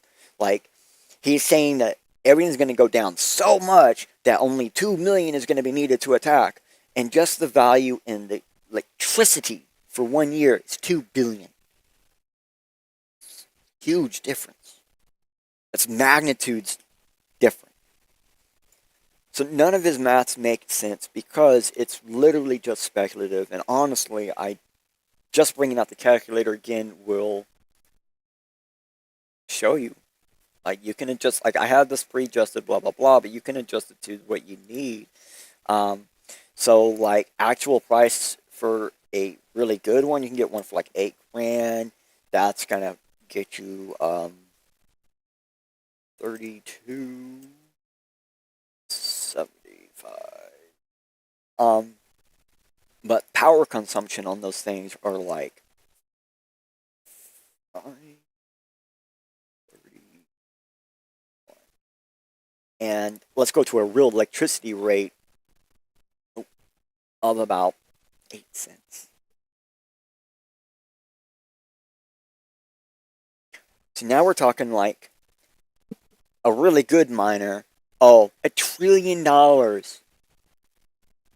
do an annual cost of electricity. $230 trillion to buy these. And you say, oh, you don't have enough zeros. Okay. Goes down to 104 million. It's literally one magnitude less. The impossible choice, okay. So what does this all mean? This means that Bitcoin's long-term security is in deep trouble. Without extremely high transaction fees or unrealistic price appreciation, the security of Bitcoin will inevitably continue to decrease until it drops so low that the network becomes profitable to attack. At which point, there's only 2 choices left. Increase the supply or allow the network to become under attack. No, those are not the only 2 options. Even if what you're saying is true, like there's probably a chance that there's not going to be as much care about Bitcoin even at that point as there is right now, if it got down from where it is now so low that it could be attacked for $2 million per year in electricity costs alone. I mean, like, if that's a possible attack method, well, actually, he didn't say it was electricity costs alone. I keep going on that as a minimum because that's the first thing you have to get over after you have all of the expensive machines. So we're just taking the assumption that they already have the machines randomly. The billions and billions of dollars in machines. Well, I mean, like, the argument that this person's making, if you knew nothing about Bitcoin, you'd be really scared and you would not get into Bitcoin. And he owns a company. Actually, we're going to look at that. I know I like purposely walked around it or whatever. Let's do this now. I said I was going to look at the pinned tweet. Oh, he already changed it. The last pinned tweet up here was about how Ethereum was going to do good. Basically, he was talking about other blockchains other than Bitcoin. And yeah, right here, this is the one that was up. Ethereum is celebrating record-breaking usage at 33 transactions per second, while Sol hit a sustainable 3,000 TPS yesterday. So that's what he had pinned just the other day, this one right here. And so you can see that because his entire company is involved with mostly shitcoins, he has potentially some amount of the value of Bitcoin going down might help him purchase more Bitcoin. So it might actually be helpful for him to decrease the value of Bitcoin in some manner. I don't really want to say anything more than that, just pointing out the fact that he looks at like TPS and stuff like that like it's this magic number that creates and destroys, security and all these other things. And really, it's just a metric that we use to determine generally how fast or how slow something is running. And even with Bitcoin, still running like one of the longest block times in existence, it still, gets transactions per second that is usable. People are using it. So obviously it does do something. So then he says, Bitcoin is between a pet rock, and a hard place. Writing is on the wall. Bitcoiners will have to make this hard choice, blah, blah, blah. This is why several prominent figures, including core developers such as Peter Todd, acknowledge the problem. Right, there are people saying that this is a problem. Blah, blah, blah. There's always been people saying stuff like this. I am a Bitcoin critic because I do not think Bitcoin will be able to solve this dilemma in time. The solution is an inflation increase, and as a block size increase is off the table politically, something we will dig further into later. He says that block size increases off the table politically. Problem is, block size has been increasing this whole fucking time. It's just not unsustainably increasing to dramatic levels instantly, like BCH and BESV did. It's slowly allowing the natural adoption of larger block sizes, as it has always been with Bitcoin. That was the original major argument in the Bitcoin block size. We shouldn't force the change of the block size on it. We should allow it to happen naturally. And I got more about that later because that actually is what a lot of this stems from. So, okay, so I'm a Bitcoin, we already read that. Despite an inflation increase solution overturns Bitcoin's primary chartered benefits, therefore betraying the promise of social contract. The promise or social contract of Bitcoin. There is no social contract in Bitcoin. If you have a social contract in Bitcoin, that's between you and Bitcoin and nothing else. Get off of that contract. You don't need to have one. They don't have to exist ever with Bitcoin. Because Bitcoin isn't anything. It's just a database. Bitcoiners who support a supply increase obviously do not believe this. At least their position is consistent. The Bitcoiners who deny that only exacerbate in situation by promising people that Bitcoin will always have a 21 million supply limit and damaging trust. Look, Bitcoin doesn't have to have a 21 million supply limit. Okay? A lot of people do not understand where the supply limit comes from. Everyone thinks the supply limit is calculated, it's in code. We can just go into the code and say, push one, change this 21 to 42 and it's done. It's not how it works. The reason why the supply limit is 21 million is because the processing machines, 32-bit processing, that's the highest integer in the 32-bit integer system. And it's capped just below the highest possible so we don't overflow the integer and break the system. Simply moving Bitcoin to a 64-bit system would allow you to increase the supply limit naturally. Here's another creepy thing. Bitcoin already is on 64-bit systems and can already naturally handle a higher supply limit. That can come from the halvening system we have set up. The halvening system doesn't actually technically stop. It will forever halven, forever, every 4 years, forever. Okay? That does mean that if it's halvening down to 0 Satoshi, there could still be more Satoshi left to be sent. And that is where the limit, like when we say there is an actual expendable supply limit, it's between those two natural things. Here's the thing, like when we were first starting off in Bitcoin early on, people realized the exhaust of Bitcoin, how much BTC it produces, was expending quite quickly, and we were going to overflow the value number in the software. and in the consensus. And so the consensus was designed around 32-bit integer system. And so if we ever needed to just increase the bit size, it would naturally increase everything naturally. And so already at this point in time, right now, there is an actual possibility Bitcoin may produce 23 point something million tokens. But it's going to take like 200-300 years to get there. Okay. So I think I'm pretty much done reading the rest of this, because this is just the attacking Bitcoin thing, right? No, an impossible choice. Yeah, right. So we got more to look at. So how long will it take to actually stop?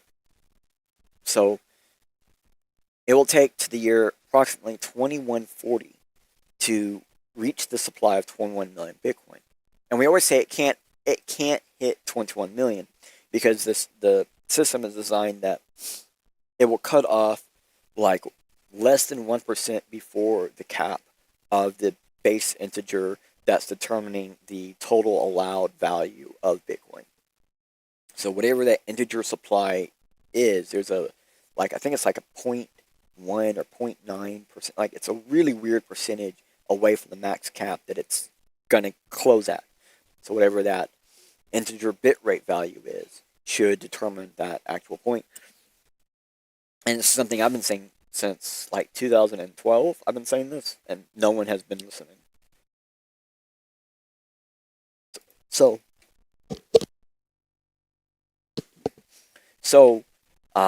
that 2140 is approximately 100 years away right now. And if the integer system really does naturally integrate with and if the limit really does naturally integrate with the integer system, then that actual number is probably much higher than that, by another 100 or so years.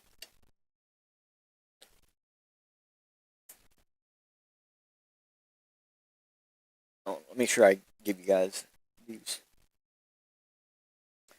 Okay, so it's a while before that happens, right? And I said Bitcoin cost to mine and profit changes based on your device, but the full truth is that it's based on your total hash power per entity you claim to be, with each mining entity having have an equal chance based on total hash rate in per entity. And to be honest, this is only based on really on like pool strategy payments, which hasn't seemed to ever be put into consideration by this Justin guy. Pooling is how many people get regular payments for non-regular block reward discovery, an uncorrelated payment system that works different per pool made. And this is basically like a calculator to help you figure out how much it's going to cost you to mine. Like for example, I do 4.6 terahash. My power consumption though is I think 550. No, 600. And my cost per this is cents, so it's 8 cents, and the pool fee for me is 3.59. So look at this. One of my specific miners that I have literally mines at a negative hashing rate. And this is one of the miners we saw that actually received nearly a full block reward, which was life-changing money for that individual miner. And it's costing me about $30, $31 a month to lose money on this. Bet $500 a year to lose money on this. But the chance is what? I win Bitcoin. And we're talking hundreds of thousands of dollars worth of Bitcoin if I get the full block reward. But if I go into pooling, then I'm going to actually just constantly lose money. This is why like miners who cannot go into a pool, like this miner cannot go into a pool and successfully mine Bitcoin profitably. But if I was to solo mine, I have a chance of profiting eventually. And I could run this for like I could run this $420 at the value of Bitcoin. If I would get it, it's over $300,000. I could run this like over 100 years without, and then get one block and be in profit for that whole time. Because that's kind of how a lot of this stuff works. It's only unprofitable until you get paid. So, I did claim Bitcoin isn't always profitable per day to mine. Oh, I guess I was in my notes and I skipped it, but Bitcoin isn't always profitable to mine per day. We kind of just saw that, right? And it gets mined per day. And now look at this chart. This is tracking all the unprofitable days based on relative price of the time being checked right now. Actually, even in a spot where Bitcoin is considered down in price, it is relatively profitable to mine. We're actually in the green right now.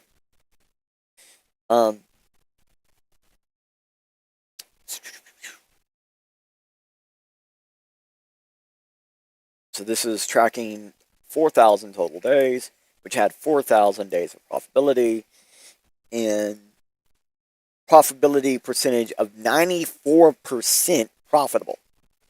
Means 94% of the people mining Bitcoin are profitable, with a total of 216 unprofitable days.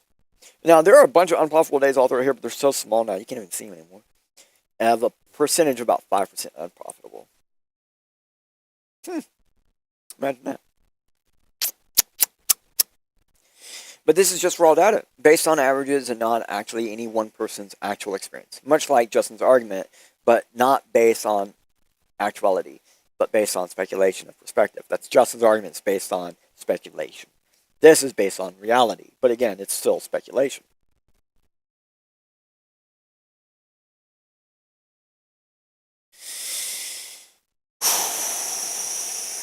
What can I say? I mean, like I know I could say more, I could say less, blah, blah, blah, right? So, let me get to the ending remark, I suppose. The further down you go into Justin's argument, the further from reality he gets. And, let me just...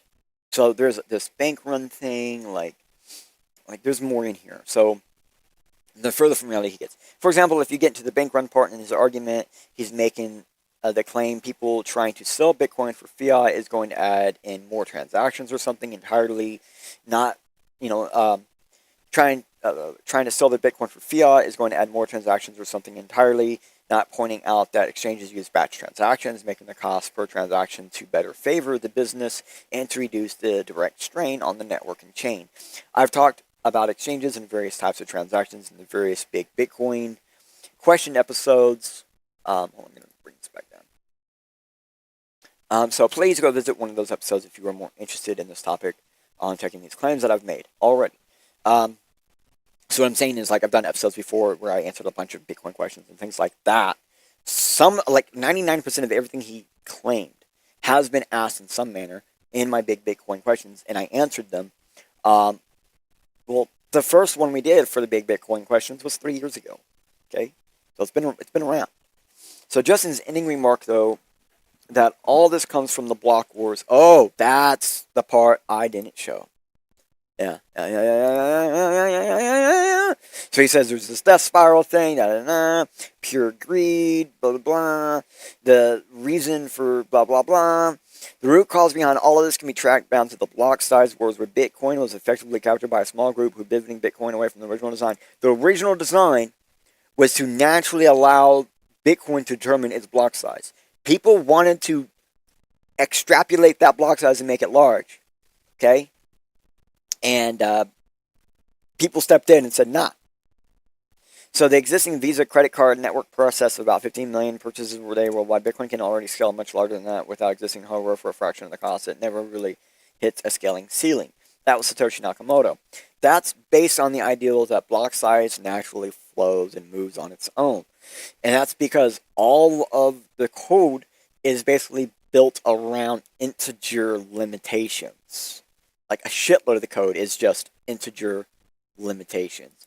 And it was done like that on purpose. Definitely. So like he said, it would naturally scale with the machines. So, uh, his ending remark about it all coming from the block wars is just preposterous. I claim it's completely bullcrap because out of all the chains that came from block wars, Bitcoin is doing best relatively. All three chains have activity, users, miners, networks, and value plus price, but yet Bitcoin is the one we are talking about right now, BTC. He's not claiming BCH or BSV is going to crash and fail like Bitcoin. But in some ways, I think he's claiming the other chains, like he actually mentions BCH might do better in some way or some form than Bitcoin. And honestly, I'd say Justin's claim as a whole is FUD. Unfortunately, this is all I can do. Only time will truly tell what it is. But that's the point of the show, right? It's not to completely say yes or no, but to show you how one person's this data says X and someone else's says this data says Y. Which do you believe? Well, that's up to you. I showed you the graphs, where to view them for yourself, and you can see the trends, lines, and determine what you will from that based on what you see, not what others claim, including me. Heck, I even gave my actual opinion. That's my bad. If I actually gave my actual opinion, then I wouldn't even have done this episode of this person's claim because their claim is just ridiculous. And they sound like someone that was on the big block side of the block wars and still salty about losing. Even though Bitcoin, BTC, gets blocks as large as 2.2 megabyte in size. Technically, that is not small blocking. Small blocking is less than 1.1 megabyte in size.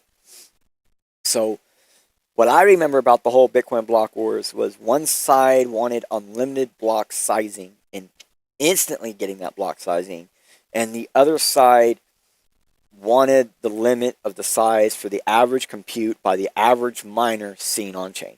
And that's something people keep forgetting. I keep reminding people, back during the block wars, the average miner on chain that we ever saw, that we had proof existed, like, they almost always ran with like 2 megabyte RAM. You increase the megabyte, if you increase the block size over 1 megabyte, you have to have at least 2 megabytes RAM to process that. Thank you, Roadkill. I'm glad you're enjoying the stream, bro, Civ. That is what's up. Fist pound. Fist bump. And so, again, we right now have Bitcoin that does limit the size for the average compute based on the average miners that you're seeing on chain. It still happens to this day, thankfully, because that's one of the major things that has to happen.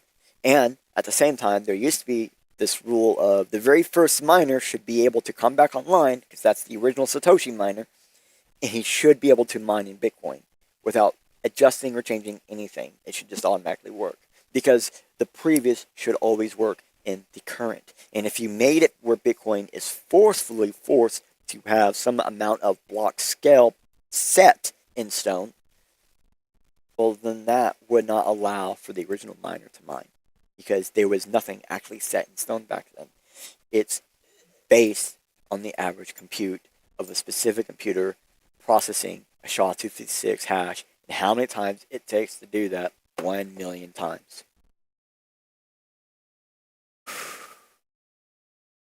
Thank you, everybody, for showing up. I hope this helps you. We still got a little bit going on after this. So let me go ahead and do the ending session, and we'll go ahead and, roll in with the roll-ins like we rolled out like we do.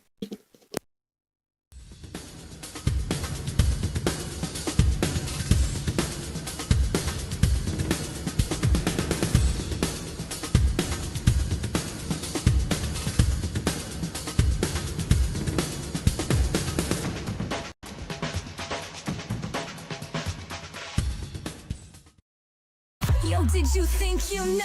Did you think you hold? Did you think something new? That's the goal, to see from a new degree and get the change your mind needs to find something new. Life suddenly is easy for many, but when a wall appears, sometimes up is all you see. So let 3D guide to the side, yo, where there's a door though. Just be careful on your way out, for the first step is a do-see-do. A little bit Linus with something different, it's almost like he's something else.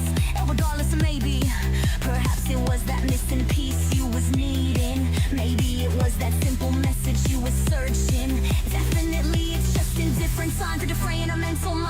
separating us from our own mental mind tank. Boom goes the blast of thought. Boom goes the last spark with part. Boom goes the mental mind tank. Don't your perspective hit on the way out. Don't let your directive stop you when you doubt. Don't let the dire detection stop you from being getting excited. So the photons are delighted. Don't hesitate so we can line up the hash rate. Let me surmise the time, submit the rate, and reduce the face while we mine our major bags. Crypto technology like cryptographic money while hashing your life into a set of QRs. It doesn't matter, cause this was 3D changes perspectives. Thank you for joining the show. Please return next time for a new roll of perspective. Thank you for joining the show. Please return next time for a brand new perspective. Of perspective. Thank you for joining the show. Please return next time for a brand new perspective.